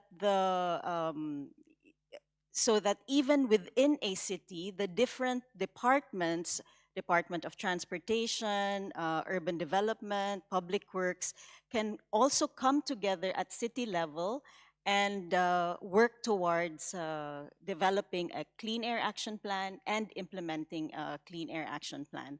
And I think this is one area where innovation and new champions still need to be found in order to set up the governance structure that is appropriate to managing a complex issue such as air pollution. Absolutely, and it's often an issue of scale as well, and sort of understanding the scale of air pollution within your region and how you set up the right coordination structures to manage that. I had one additional question for you that I'd love to hear your perspective on. In Asia, as we've seen, there's been a lot of focus on air pollution that's driven a lot of these trends. And we've heard a few presentations this week about the opportunity around aligning greenhouse gas mitigation and air pollution reduction. I'm curious to hear your perspective on what's next around there and what are those opportunities? Yeah, if you remember our keynote speaker, Professor Huckabin from Tsinghua University, what struck me was his statement that as cities implement the mitigation measures, the low-hanging fruits, and after the low-hanging fruits, the more difficult mitigation measures, to achieve the WHO air quality guideline, the steps needed are steps that are able to help the city decarbonize as well as reduce air pollution. And in China, he mentioned that this is their thrust now, aligning measures that help achieve their climate goals as well as their air pollution goals. So I think that's a clear example of the way to go. Yeah, a really fantastic opportunity, I think, to really look at aligning these two agendas. Thank you, Glinda. Really fantastic research that you've done. And just to summarize, I think some of the key themes that I picked up on is while a lot of these air quality improvements are continuing, we still see significant disparities that happen. And these disparities occur all over the world, where you may have average levels going down, but disparities often remain, where vulnerable populations are exposed to higher levels and the health impacts are occurring at a higher rate. And so there's more we need to do both on reducing air pollution levels overall, but targeting reductions towards those vulnerable communities. We talked a little bit about how cities can really seed a change that can happen at the national level by implementing policies and new innovations that can then be rapidly replicated across the country and influence national level policy. And air quality obviously transcends borders, and so we need to really look at an airshed management approach, but how do we institutionalize some of the collaboration and cooperation needed to then influence that change at the city level? So thank you very much. I'm excited that we're going to get a chance to hear directly from many of the cities that are working on these issues and many of the partners that are working on these issues in the next session. Thank you, Glinda.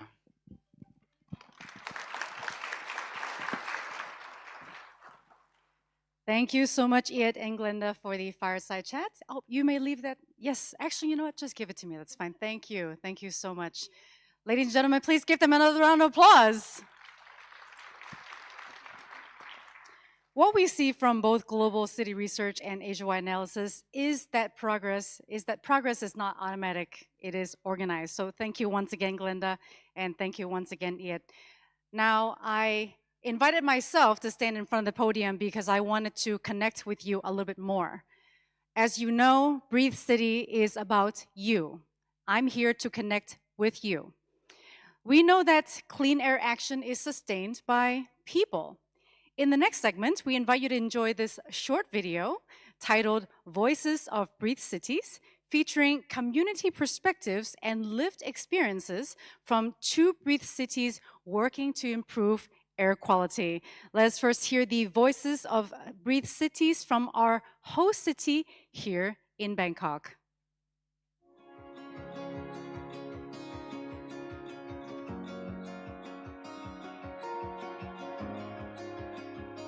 โครงการ Bridge City ตามมีความร่วมมือกับกรุงเทพมหานครมาเป็นระยะเวลาต่อเนื่องยาวนานแล้วก็ได้สนับสนุนในเรื่องของเนื้องานหลายส่วนค่ะการบริหารจัดการคุณภาพอากาศรวมถึงการสื่อสารเรื่องของข้อมูลคุณภาพอากาศรวมถึงแมทชิ่งตัวภาครัฐในฐานะผู้ที่รับผิดชอบรวมถึงชุมชนนาทีทิพย์จึงสมประสงค์นะคะเป็นผู้อำนวยการสำนักงานสิ่งแวดล้อมยั่งยืนของกรุงเทพมหานครฉันชื่อนางนิชการประการนนท์ชื่อเล่นชื่อโบคือตอนนี้เป็นอสสก็มีทุกกลุ่มนะคะแล้วก็ผู้ป่วยติดเตียงผู้พิการเด็กในสภาวะฝุ่นเยอะอย่างถูกการแจ้งเตือนมาเราก็จะต้องอยู่แต่ในบ้านก็คือในการมีเซ็นเซอร์แล้วก็แจ้งเตือนทางไลน์เนี่ยเราก็จะได้บอกชุมชนรอบข้างแล้วก็ชุมชนของตัวเองคือได้บอกว่าเราต้องป้องกันตัวเองยังไงและป้องกันคนรอบข้างยังไงก็มีความมั่นใจ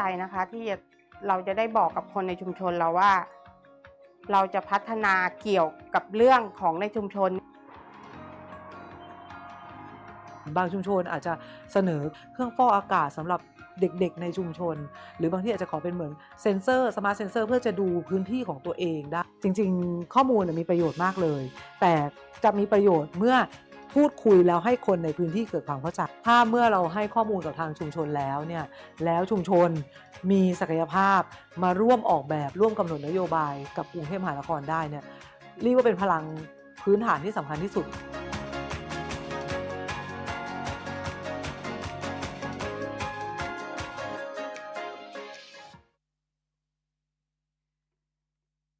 From this video,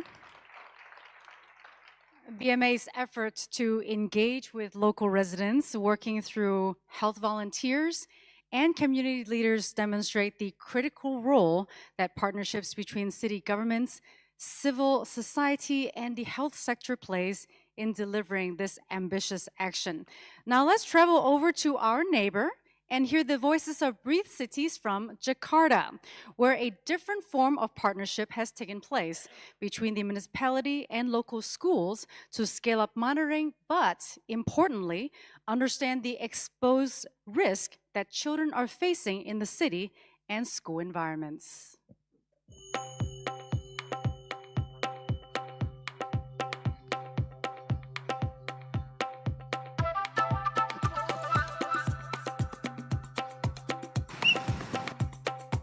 Perkenalkan, nama saya Rin.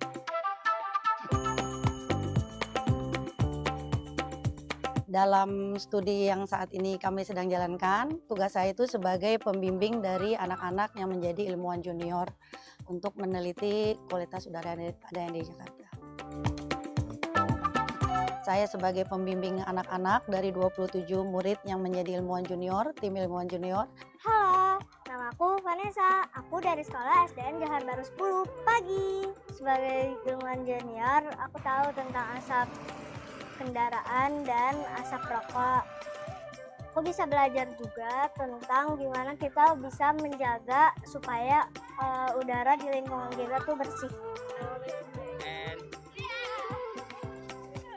Anak-anak tidak hanya diberikan secara edukasi ataupun informasi terkait pencemaran udara, tapi anak-anak terjun langsung sebagai peneliti untuk mengerti dan memahami tentang kualitas udara. Ya, tentunya harapan saya adalah pribadi kualitas udara di Jakarta ini semakin membaik, anak-anak kita sehat, kemudian anak-anak ini boleh menjadi generasi penerus bangsa yang boleh menjadi duta.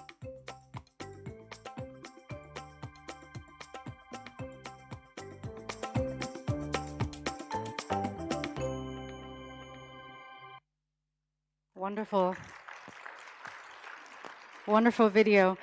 Those voices remind us that clean air is not abstract. It shapes daily lives and opportunities. But lasting change requires evidence that guides policy and strengthens accountability. So how does that organization happen inside city systems? To explore that, we will now move on to our integrated dialogue on delivering clean air in practice in Asian cities. Now, moderating this next session, we have Anumita Roy Chaudhary, Executive Director for Research and Advocacy at the New Delhi-based Center for Science and Environment, or CSE. She leads policy research and advocacy on air pollution, clean and low-carbon transportation, and resilient urban development, and has helped shape major campaigns and strategies on air quality and sustainable mobility. Welcome, welcome. And joining her on stage, we will also have our esteemed panelists. As I call your names, may I please invite you to please join her on stage as well. We have Kun Ponprom Wikitsit, Governor Advisor and Chief Sustainability Officer of the Bangkok Metropolitan Administration. Please give him a round of applause. Ms. Novita Natalia. She is co-founder of Bikaria Udara, an Indonesian civil society coalition that brings together organizations working to raise public awareness on air pollution and strengthen clean air policies and accountability to protect public health. Please give her another round of applause.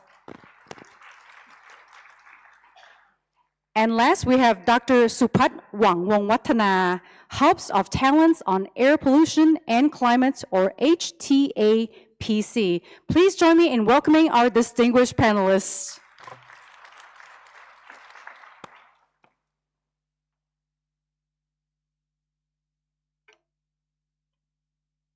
Thank you and welcome everyone. And now we are moving to a fascinating segment of this morning conversation. This is about how do we now move to cities to understand that how real change takes place on ground. What is driving change? Who are driving change? And for that, we have two front-runner cities here with us, Bangkok and Jakarta. But what is fascinating about what we have learned about what you have done in your respective cities is that how you have actually broken silos in action and beginning to take a lot more whole city approach to drive change for clean air. And it's so interesting to see how data, good governance, and community action intersecting to catalyze the change. In fact, it is creating a blueprint to inform the global progress that we want to see in Asia today. And that's the excitement in the region.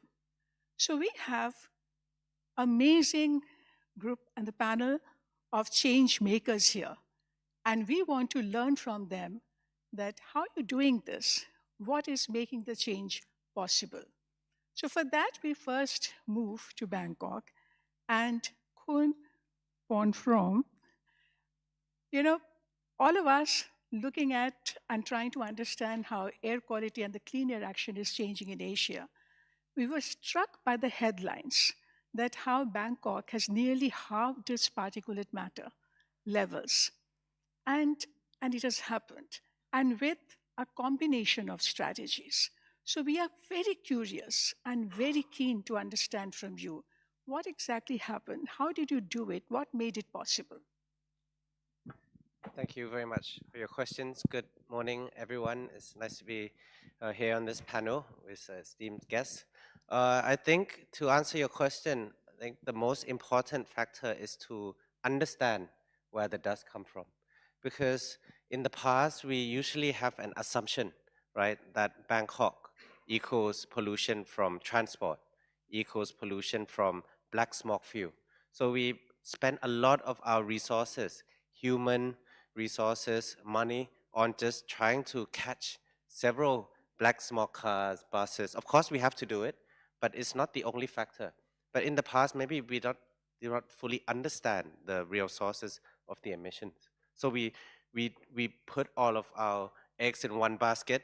Maybe it's the right basket, maybe it's wrong, but PM 2.5 is not one single source, and there's no silver bullet that can, finish all the matter. But because there's so many sources, you have to do many targeted approach.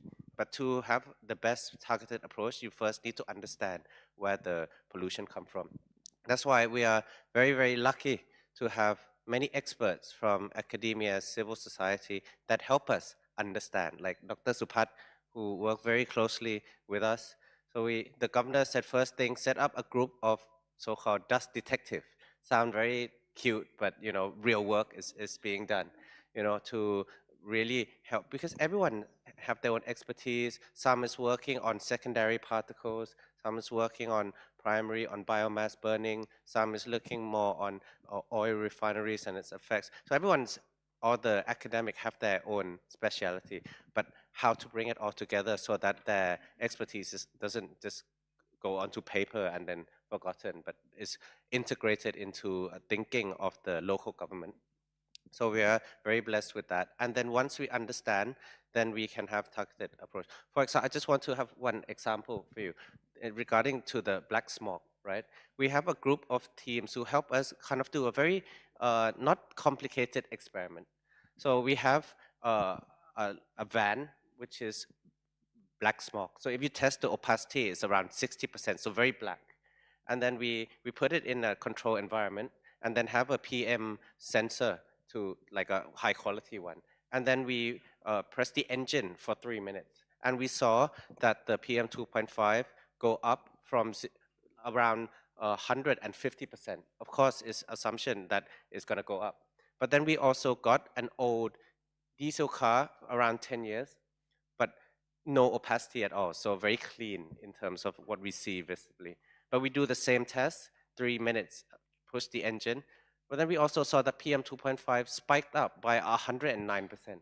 So it's 150 spike and 109.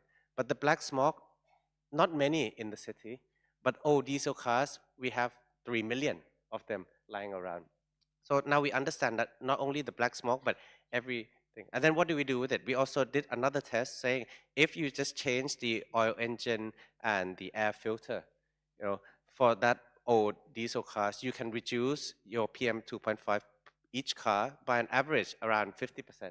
So if all the 3 or 4 million cars do the same, then it can help the transport pollution in Bangkok. So we worked with private sector, another important segment that come in. So we say we want them to change their oil filter and oil engine and air filter, but we don't want to pass the cost down to the people because 2,000, 3,000 baht, but it's still a cost. So the private sector say, okay, if BMA you have a program, we will join you and we will give a discount for each person who wants to do oil engine. So oil companies, car manufacturers say, okay, if you set like a 2 months period, then we will give discount by 50% to everyone who want to do oil engine change. So we had like nearly 400,000 cars do just in December and January alone. So I think it's just a small example of just to understand first and then find a solution that's targeted to those. So, and we have many of this for industry, biomass, and this for cars. Fascinating. In fact, what it really shows that when the city leadership is supported and empowered by science and data, it accelerates action. And that's exactly what you have just explained. And the integrated approach that you have taken, addressing vehicular pollution, open burning, and even what we hear about the low emission zone approach, about restricting truck entries and so forth. And that's clearly showing up in the air quality of Bangkok today. And that takes me, and I'll come back to you, but this actually takes me now to Dr. Supat. And Dr. Supat, we know that, what a seminal contribution you have made to air pollution science in this region. But what we would really like to understand from you, and just what we've heard from Kun Nom Frem, from that is the fact that, today, because of the whole drive towards cleaner action in different cities of Asia, a lot of scientific studies are being carried out. We get to hear about source apportionment study, inventory studies, right? But somehow in most cities, this science kind of remains lazy, in the shelf, incapable of driving change. But here, what we find is such an active interface between science and policy, where science is really empowering change. And how do you do this? That's what we really want to know. Okay, thank you, Numita. Uh, in fact, this is why the hub of talents of air pollution and climate in Thailand come in. As Kun Prom said that BMA need technical people to help. So we gather all the scientists who are having expertise in air pollution in different aspects to come and form a team in order to bring science data to BMA and to craft the action plan which will be required to deliver clean air in Bangkok in the longer term in a sustainable manner. And we have done that. I don't think that it will be possible at all to deliver clean air without knowing the state of the air quality. And that's why we need to have monitoring data. And we will not be able to do that if we don't know what are the source, the priority of the source, and that where the emission inventory come in, source apportionment come in. We have all of that data for Bangkok, and we are using that, working with the policy maker, the administrator of Bangkok. I mean, we are lucky that the governor and also Kun Prom, the advisor to the governor, has that kind of background. In fact, the governor, his background is an engineer. So it's not too difficult to explain scientific issue. And he always asks about why do we need to do that? Any technical support? And we have to actually show all the data that this has to be done and what happened when it is done. And that's the way that we connect to the administrator of BMA to bring science to the policies, to develop the policies and measures to mitigate air pollution in Bangkok. Yes. That's an amazing message to all of us. And we really want to see a lot more engagement between our scientists and our policymakers. And clearly what you are saying is that this city has learned how to move beyond just knowing the problem to solving the problem. And that's really a great message. So before we move to Jakarta, that's one quick question that I'd like to have for both of you. So we hear that now you are working with a comprehensive clean air action plan for the city and a multi-sector action plan. But to take this forward, you're also considering enacting a Clean Air Act. Now, how important it is to have that legal framing and a legal backup to have committed action and have mandate in the city. If you can reflect a bit on that. Okay, first, because we're still waiting for the Clean Air Act to pass Parliament, so we are doing everything we can under the current power authority that we have.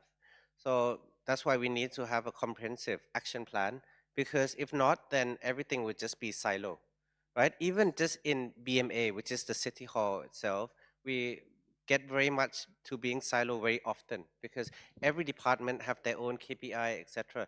For example, environmental department, they're kind of just like the secretariat, but the people who control each sources are in different departments. For example, we have a transport department, civil works department that look after the construction. Even we have an agricultural department that looks after the biomass burning. But if you don't have a comprehensive action plan where everyone can see what each person is doing, then everyone's just doing their own thing. So that's why it's very important to have this action plan to stitch horizontally all the different departments. This is just within Bangkok. But also we have to work with different ministries as well, who they're pretty much the same, but on a national level, right? Ministry of Transport, Agriculture, etc. So if they don't know what we are doing, then they cannot help us effectively, or we don't know what to ask from them. So again, this is very important. The next question, the thing to talk about is Clean Air Act. Clean Air Act is now becoming like a buzzword for politicians. You know, don't know what to do with PM2. Okay, Clean Air Act. But I think like the most, I think for me, very importantly, the thing that gives like Clean Air Act is key thing is it dissolves power to local government, decentralizes power to the local government. So it will give Bangkok a lot of authority that currently we do not have. For example, we cannot even go and if we test buses outside, if we catch them black smoke, we can't even catch them. It's not in our authority because it goes to the Ministry of Transport. Many things like this we cannot do, but the Clean Air Act will give us this power. So what we have to do now is to understand what power we will get in terms of the new act, and then how we will use it in the future. Because if the law just comes, but the local government just sits still, doesn't really have a clue what they're doing, then the act just becomes an act and nothing will happen. So now we're working with Dr. Supat and the Breeze City program to be ahead of the game. So when the act comes, then we're ready from the get-go and say, okay, we will do this. But if the act pass, we don't know anything, and it will take 2 years to understand it, then it's the 2 years of more pollution and worsen health to the Bangkokians. Absolutely, yes. May I add to that? For example, the Draft Clean Air Act specify that at the provincial level, they have to do the carrying capacity of the city, of the province. So one of the item in the measure that we put into the action plan for Bangkok is to develop the carrying capacity of Bangkok. And that will be even in advance before the Clean Air Act being enacted. This is the preparation that we will prepare in the Clean Air Action Plan for Bangkok. Take into account all the provision which will happen in the Clean Air Act once it come out. Absolutely. I mean, this really tells us how successful you are in beginning to join the dots. So from your data to science to planning to action and now to getting the legal handle to empower and drive the change. And I think that is the framework that we would like to have for the peer learning in this region. Now, from this conversation in Bangkok, where you can clearly see how science-driven it is and where the city leadership is, we want to now have yet another very inspiring snapshot from Jakarta. And this is about yet another very critical driver of change, which is community action. And here is, and I would really like to have Novita with us to tell us or share with us that, the inspiring part of your story is that how you, as a mother, and out of your parental concern, have been able to convert your personal story to a grassroots movement and then taking it to a structured, data-driven civil society movement, a campaign. This is amazing, and we really want to hear from you. How did you do it? Hello everyone, my name is Novita Natalia. I'm from Bicara Udara, or in English we can say they talk about air. So I think this is me as a mother. I bring my son over there. It's 7 years old, and I'm a clean air advocate. So I believe data monitoring is the foundation of protecting sensitive groups, especially for the future generations. So without accurate and transparent data, we cannot design effective protection policy.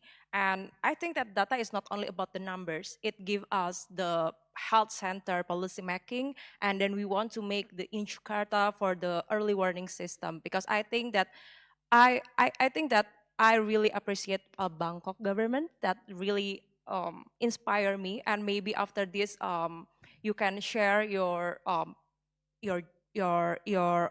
effort to clean the air. Maybe some of the Bicara Udara, we are not only for the civil society organization. Actually, we're working together with the higher level stakeholder, governor, and the vice ministers. I think that we believe that all of the political will must unlock by the political electoral. You know, it's like in Indonesia that, especially in Jakarta, sometimes that we are not talking about the bureaucracy, the policy one, but we have to know and understand about the political situations. And you know, it's sometimes that that's why Bicara Udara start with the public education. This is for the public awareness. You know, in Indonesia, we can say the no virality, no justice. So we need to make this issue as the strategic communication to make the politicians see that if they talk about air pollution and they create the good policies about air pollution, they will get more electoral voices in their election. So I think this is the important why, because I think that my background is political science, that we need to understand about the how political system works and unlocking the political will. But yeah, that's the point. I want to share that when I started Bicara Udara in 2020, Jakarta had only 5 monitoring stations. And now we have 111 stations. I appreciate all the environmental agency. So I think that when I started Bicara Udara, I didn't even know how to access the data.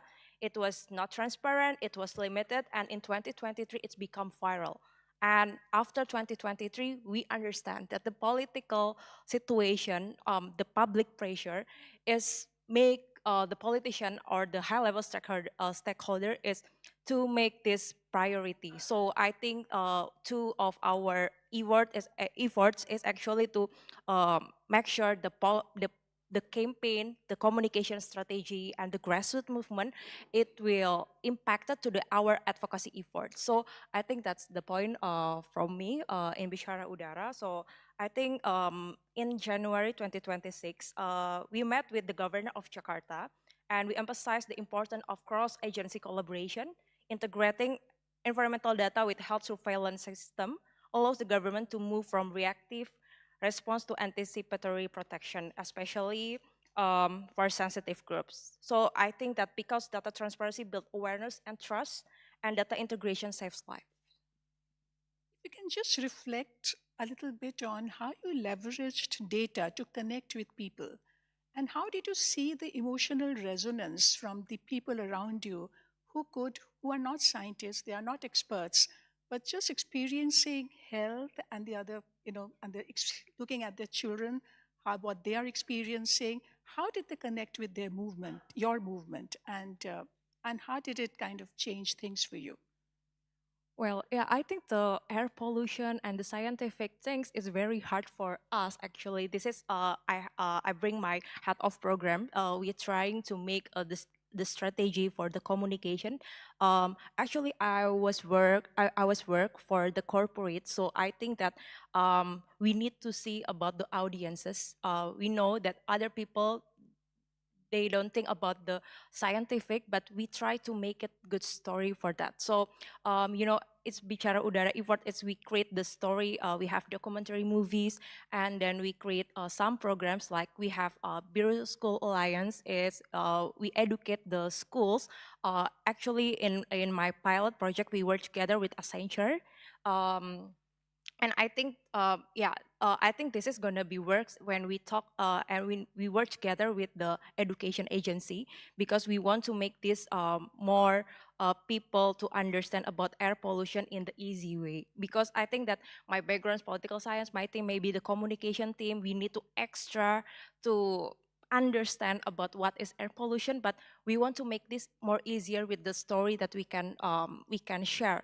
I mean, like when I was started Bicara Udara, it's begin from my personal motivations, because I have kids and under 5 years old at the time, and actually I have an asthma and my son too. So it's really make me sad when I see my son is sick, and I don't know how to react, because I think that maybe we can choose about the education, about the nutrition, but we cannot choose about the air that we can breathe. So I think that's the most important, because I think that we need to more strategic, because when you talk about the air quality, you need to talk about the policies, and when you talk about the policies, you need to unlock the political will from the politicians. Great. So now just to kind of wrap it up and get the key messages from you and your voices, uh, can you very quickly capture that what is that critical lesson that you would like to share with your peers in this region to accelerate change? So I would like to hear from each one of you. Yeah, I think I highlighted in my first answer that understanding through science, not just assumption, working with all the experts from academia, etc., and then to have the political willpower. So it's good to have a boss who understands in terms of he's an engineer and always asking why. Sometimes I just let Dr. Supat answer for me. Yeah, so to really understand, have that top down, but also bottom up in terms of the people, the youth, everyone can also have a say and be included in our committee, or at least a way to be able to communicate to us and say what we should do. And then have a targeted policy that tackles the right issues. Like, for example, we say, oh, burning comes from outside of Bangkok, but where is the burning? Which sub-district is the burning? And why are they burning? Of course, easy to find what they are burning. Rice husk, because it's around Bangkok, is rice fields. But why are those specific sites burn a lot more than others, while there are also paddy fields everywhere? To understand, it's a special type of rice husk that needs to be burned, etc. So to really understand that, and then once you have understand that and you have a project, try to get everyone involved: private sector, academia, civil society, and everyday people, how you can get them involved as well.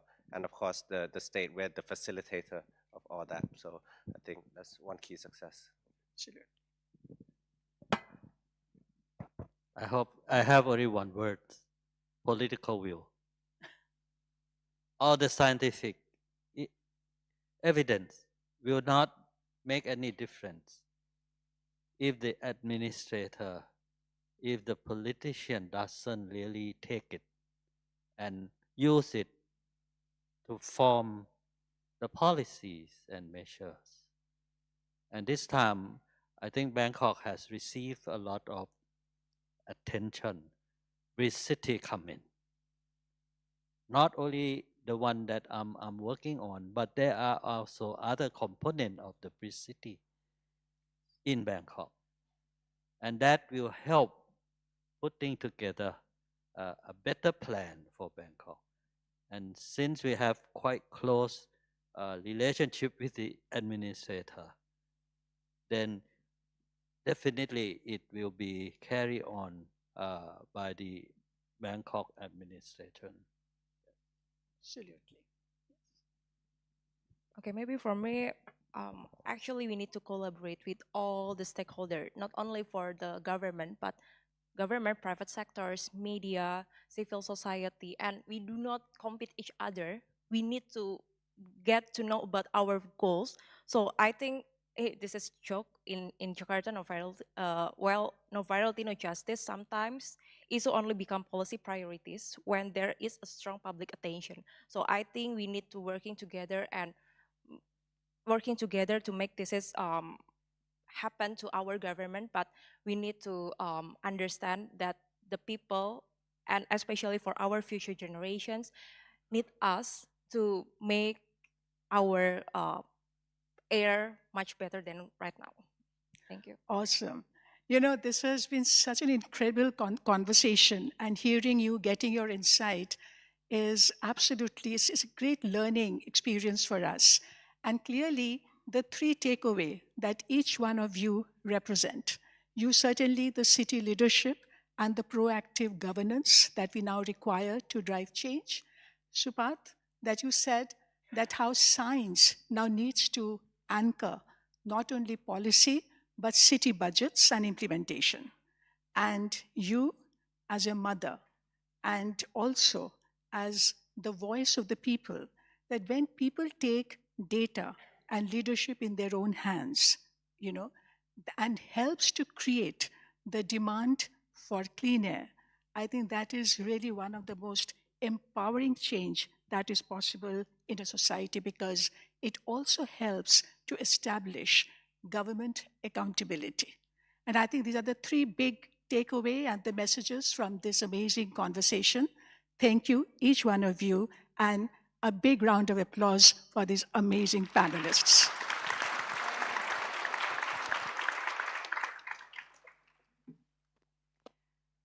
Thank you. Thank you very much to our moderator, Anumita, and of course, our esteemed panelists, Kun Pon Prom, Ms. Novita Natalia, and Dr. Supat. Give them another round of applause, please.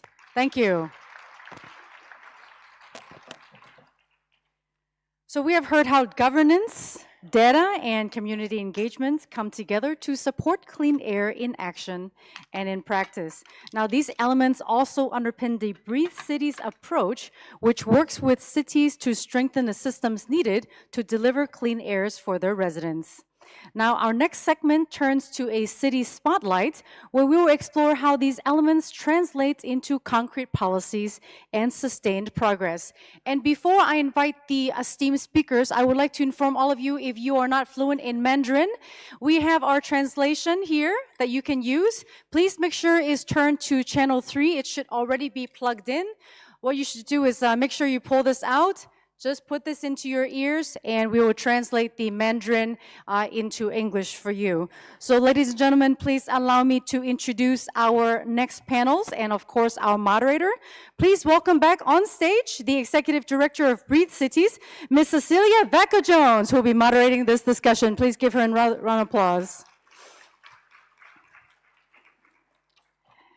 Next, may I please invite Pak Dudi Gadesi Asikin, Deputy Head of the Environment Agency, Jakarta Provincial Government.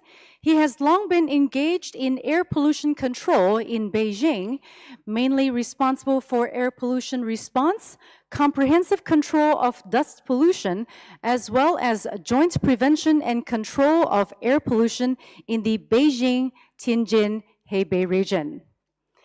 Our next panelist, may I please invite Mr. Liu Yan, Deputy Director, Department of Air Quality Management, Beijing Municipal Ecology and Environment Bureau.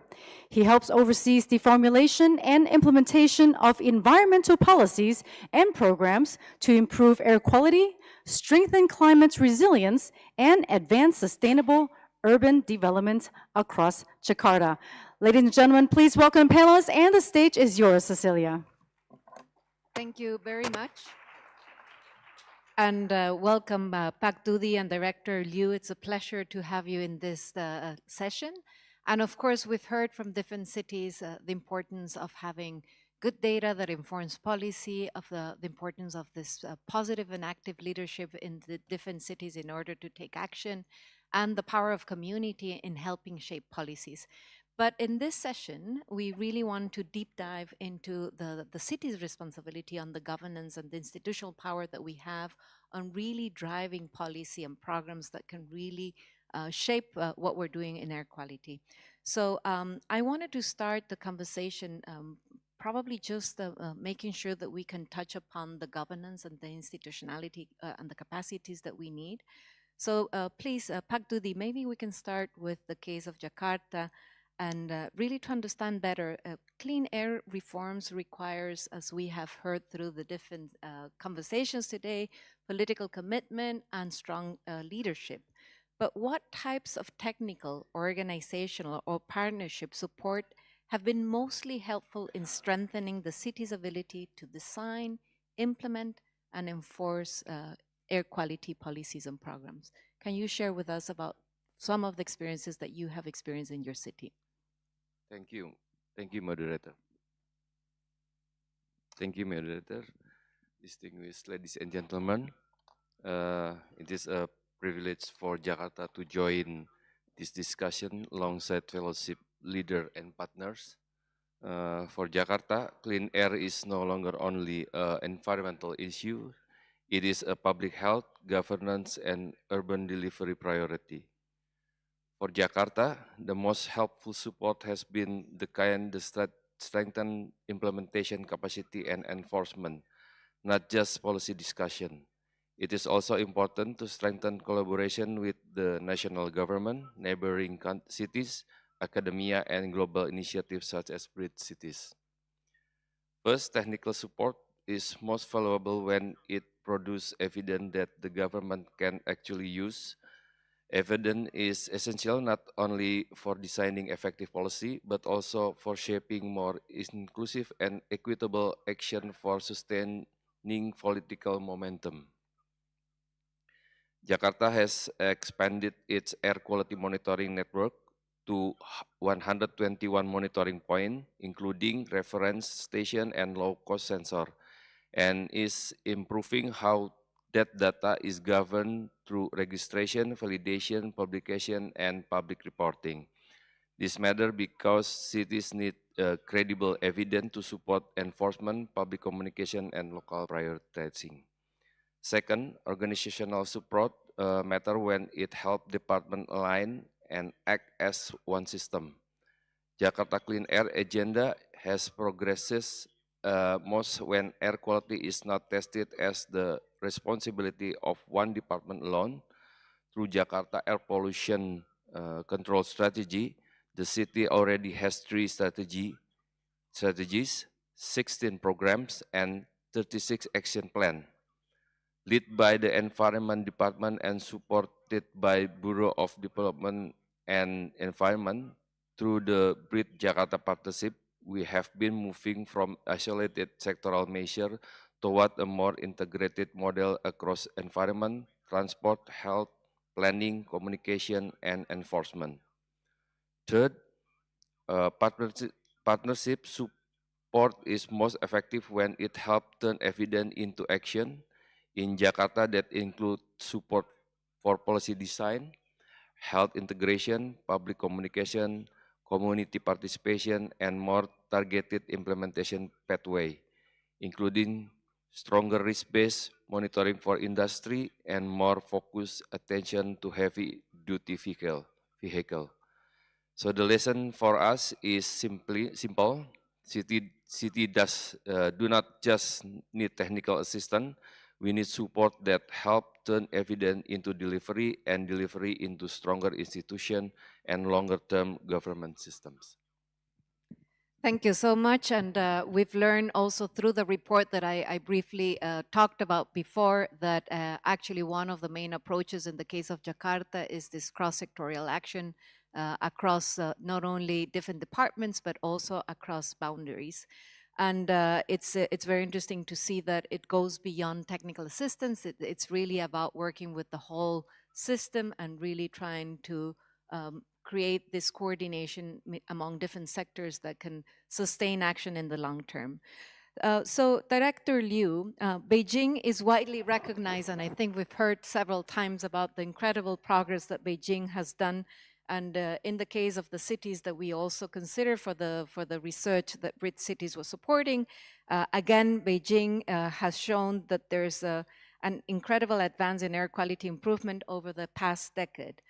What do you think are the key institutional structures and governance mechanisms that have really enabled the city to sustain this progress across this last decade? How have you been able to sustain this progress for so long? Thank you, moderator, and it's my privilege to share our experience. First of all, I give you a brief introduction for the achievement we have done for the quality of air. We have very extraordinary actions for the pollution control from 89.89 per cubic meter, reduced 69.8%. And also at the same time, we have an economy development. Economy development together with pollution reduction, that will become a Beijing miracle, what we call. And also we have a long-term tracking, because pollution is one of the outstanding problems we are facing over there in Beijing. We must increase the control of air pollution, and Beijing municipal government plays very great importance on this. We have a series of program from, let's say, we have from 2013 to 2017, a 5 years plan, and also we have the blue sky protection program for 3 years, and also we have the 0.1 microgram operation. And the target and the strength has never been reduced on the enforcement of pollution control. That's the very important reason we can sustain the quality improvement. The second point, I think, we persist the concept of green development. Recently, we've been focusing on the PM 2.5 control, and we have the innovative solution led by the coloring content control. And there have been 3 areas of engineering management. So in 2025, the EV portion has been already more than 60%. And we have more than 2.8 million EV in China. And also the machinery sector, we have the electrification rate 45%. And also we have the new emission standard.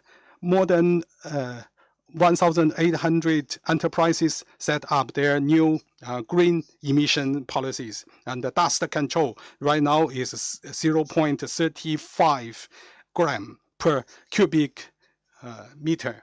It's been reduced 40.7% compared with 2020. The third one, I think we have the grid module. We have the remote sensing, satellite sensing, and also on-site sensoring system, quality control stations, and also the video control, heavy vehicle control, machinery control. All this has a sensor and a monitoring system working. By introducing the artificial intelligence analysis, we can have the active tracing and also early warning system. Number 4, I think that's the regional cooperation, because the atmosphere is moving. We, under the guidance of our national government, under the Ministry of Eco Environment, we set up this integrated mechanism to have the coordinated monitoring system. At the same time, if every city increase the air quality, so the regional quality will improve also. So citizens actively participated in the surveillance and the monitoring. This is the joint effort we made to make the sky more and more blue. Thank you. And again, it's relevant to see how important it is to have so much specific data in order to really have the evidence that can prove the progress that we are doing in every city. But specifically, it's quite interesting to see how much Beijing is advancing and progressing, even using artificial intelligence to forecast and probably be ahead of time on setting which are the different scenarios that we can have in order to avoid these high peaks of air pollution. And what I find super interesting is that you mentioned also the importance of informing citizens on what's happening, so we also get this core responsibility of how can citizens act in being part of the ecosystem. So now I want to move to one of the key pillars that I was also sharing before that Breathe Cities is trying to promote, which is around knowledge sharing, learning from peers, really understanding how can we improve regional cooperation across cities and across different regions. And I think that the case of Southeast Asia is teaching the rest of the world how we can do this much better. But especially, I'm very interested also if you could share with us, because Pak Dudi, I know that in the case of Jakarta, we have structured peer exchanges such as the one that happened between Jakarta and Beijing as a study tour last September. Bridge Cities was able to collaborate with this very specific study tour where we believe that sometimes this kind of lived experience where you actually go, understand, see what's happening in another city can also accelerate and inform some of the actions that we can start in our own cities. So we're very interested in if you could please share with us what should be deepened in the future collaboration among cities? What is your own experience of what happened in Jakarta, and what would be your advice on what we could deepen our collaboration in the future? Thank you. Structured peer exchange accelerate reform because it helps cities learn how to implement not only what to aspire to. For Jakarta, the value of peer exchange is that it shortens the path from diagnosis to delivery. Through Bridge Cities, Jakarta has already benefited from learning across cities, including lessons from London on low emission zone, Bogota on electric bus procurement, and Bangkok on emergency response framework.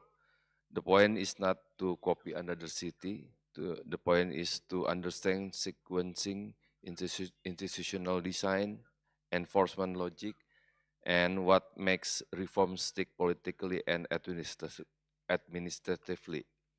In Jakarta-Beijing context, that kind of action is especially useful because Beijing saw what sustained multi-year reform look like when monitoring, enforcement, regional coordination, and public communication are treated as one system. For Jakarta, future collaboration should go deeper in 4 areas: airshed governance across administrative boundaries, compliance and enforcement architecture, health-based early warning and risk communication, and integrated data system that connect emission, ambient monitoring, and health evidence. Those are exactly the area Jakarta is now trying to institutionalize through the evaluation of its air pollution control strategy, metropolitan coordination, and the move toward a stronger regulatory framework. City working in isolation often repeat each other's mistakes. City that exchange operational experience can move faster, spend more wisely, and build reform that are more credible at home. Jakarta lesson is clear. Clean air reforms succeed when science is translated into institution, and institutions are strong enough to outlast political cycles. Thank you. And it's very interesting to see that actually sometimes we think that cities that are far away from our reality might not be the same, but at the end of the day, we're facing very similar challenges.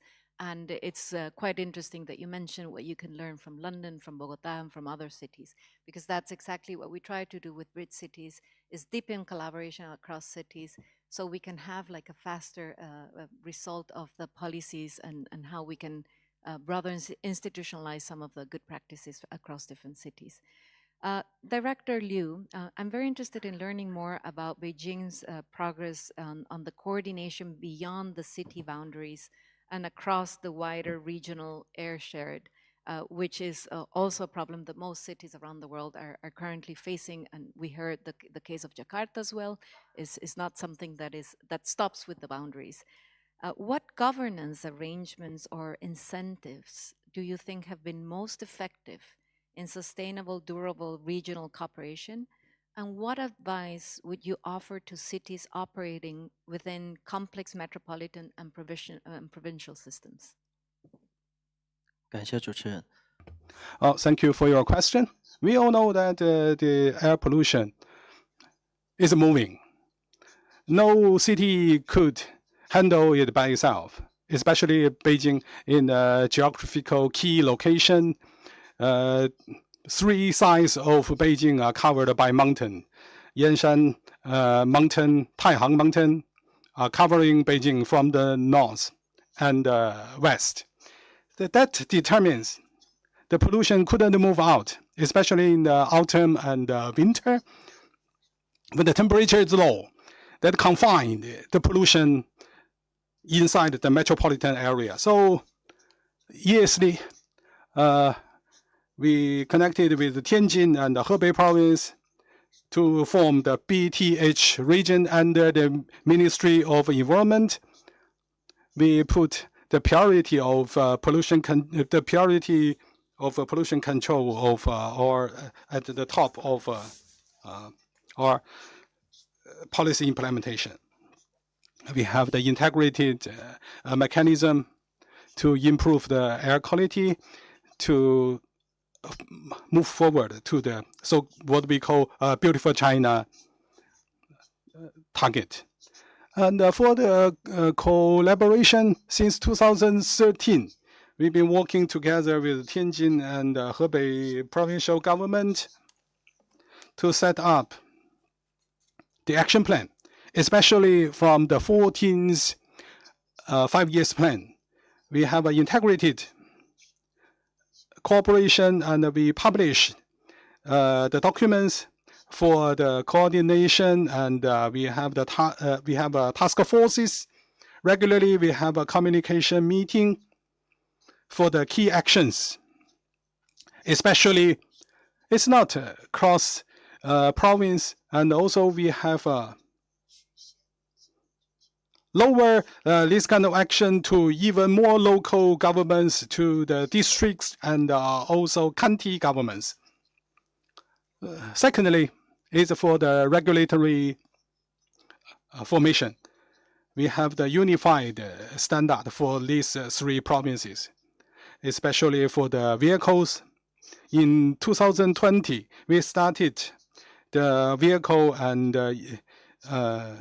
machine emission regulatory documents, which unify the 3 provinces with the same standard. The third one is the emergency response. When the pollution occurred, especially in the autumn and the winter,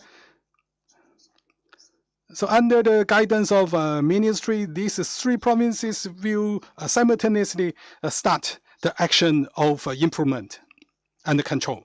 So we have this kind of plan for what we call urgent response.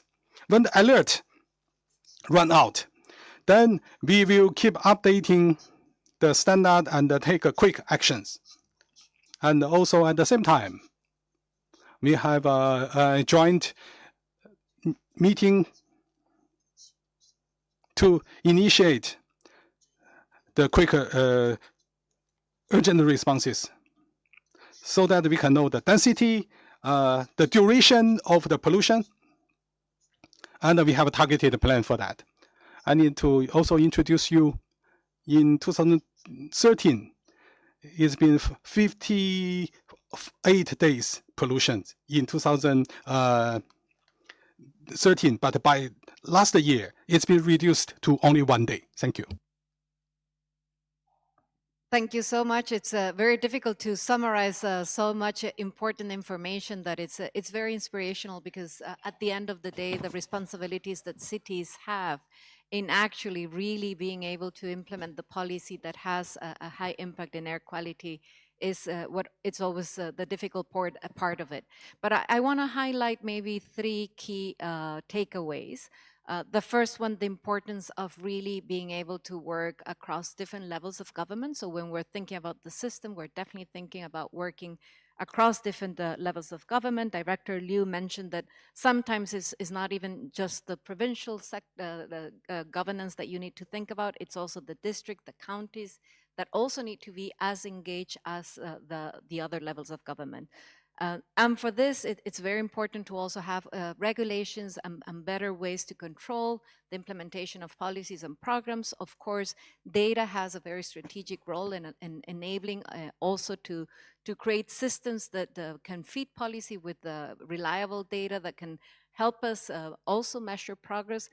But I also want to highlight the importance of using data sometimes to activate these alert systems that can really prevent further impact, especially in the health of people, which I think it's one of the most important things. And maybe the third thing I would like to highlight is the importance of really thinking about different ways that we can continue to promote this exchange of learning and supporting across cities. This seems to be really working in accelerate action to what we can do in different cities. And I think it's worth thinking about which are the most creative ways that we can even accelerate the sharing of knowledge and experiences across different cities. Please join me in thanking our great panelists today who have really inspired action immediately. Thank you.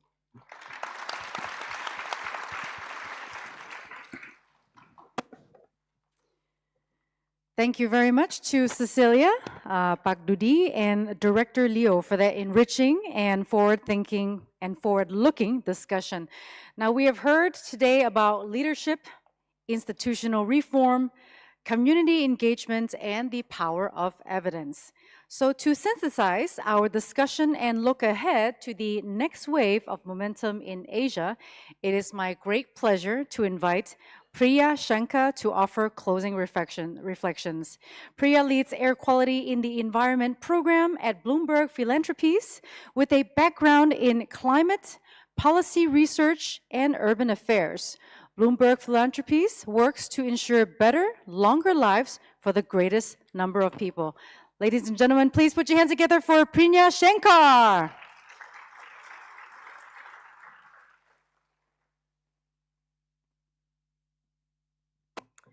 On behalf of Bloomberg Philanthropies, I'd like to thank our incredible panelists. This has been such a fascinating and rich conversation, but also our partners at Clean Air Asia for convening us and offering this opportunity at the Better Air Quality Conference, our colleagues at Breed Cities and partners at the Clean Air Fund and C40 Cities for convening this, and the research and all the work that's happening on the ground, and all of you for being here and joining us for this discussion. We've had a wide-ranging conversation hearing from research and civil society and city governments. To wrap this up, I'd like to share 4 key takeaways that I'm taking forward from this discussion. The first is that cities have a key role to play in driving clean air action. From what we've heard, from what is happening in Bangkok, Jakarta, Beijing, across Breed cities, we're seeing cities at the forefront of driving progress on clean air. And this is very aligned with our experience at Bloomberg Philanthropies, where we center cities in a lot of our work based on the experience of our founder, Mike Bloomberg, UN Special Envoy for Climate Ambition and Solutions, and WHO Global Ambassador for Non-Communicable Diseases. When he was mayor of New York City, he made addressing air pollution a major priority as part of Plan NYC, a plan for a greener and greater New York. And through a concerted and coordinated effort across data, across community, and working with other actors, the city was able to make rapid progress, achieving its cleanest air in 50 years and improving life expectancy for New Yorkers by 3 years. And it's that approach and those lessons kind of learned from that rapid progress that has really driven our foundation of Breed Cities and the work that we're supporting through that. And it's incredible to see the leadership here in Asia from Bangkok, Jakarta, Beijing, and other cities. And that's the second key takeaway, that Asia is really leading, and there's big opportunity here in Asia. From the research that Breed Cities did across 19 cities, we found that nearly half of those leading cities in cutting air pollution are in Asia. From the research that Glinda spoke about that Clean Air Asia has done, we found that nearly half of Asian cities are showing air quality improvements. But there is still a lot to be done. There is rapid progress happening, but much more to do. Research that Breed Cities supported last year found that if the 15 leading Asian cities, 15 large Asian cities, were to meet the WHO air quality goal of halving air pollution impacts by 2040, it could bring benefits of over $600 billion to the region. And that shows the sort of opportunity in driving clean air here. The third key takeaway, I think, is that this approach of connecting data, policy, and community, what we're calling the Breed Cities approach that we heard in the panel that Anumita moderated earlier, bringing together the evidence and using the evidence to shape policy and inform public opinion and connecting it all together is really impactful in driving sustained progress and sustaining progress to be able to have that foundation of data, policy, and community together. And the fourth key takeaway, which we've heard about, articulated so insightfully in this exchange between Beijing and Jakarta, is that cities have a lot to learn from each other, and lesson sharing. Even though we're coming from different contexts, different places, and each context in each city will be unique, but the lesson sharing amongst how cities have tackled different challenges can really help cities learn from each other, but also take those ideas away and adapt those solutions to their own local contexts and drive progress. We were delighted to be able to, and thank the government of Bangkok for helping us host a Breed Cities lesson sharing workshop last year here in Bangkok in September, which brought together cities from around the region and other parts of the world to exchange ideas. And finally, I want to end by saying that we all have a role to play, whether that's philanthropy, scientific community, experts, civil society, advocates, governments, and as we saw in the videos earlier, residents, people, everyone has a role to play in achieving this mission and goal for cleaner air. So I'd like to encourage you all to, you're here at this conference, join us, be advocates for cleaner air, interact and engage with people sort of outside your sector, step out of what Anumita called the lazy science, but really engage across the sectors, across the silos, and connect on cleaner air, because it's that bridge building, connecting, and advocacy role that all of us can play that will help drive the change that we want to see in Asia and around the world. Thank you.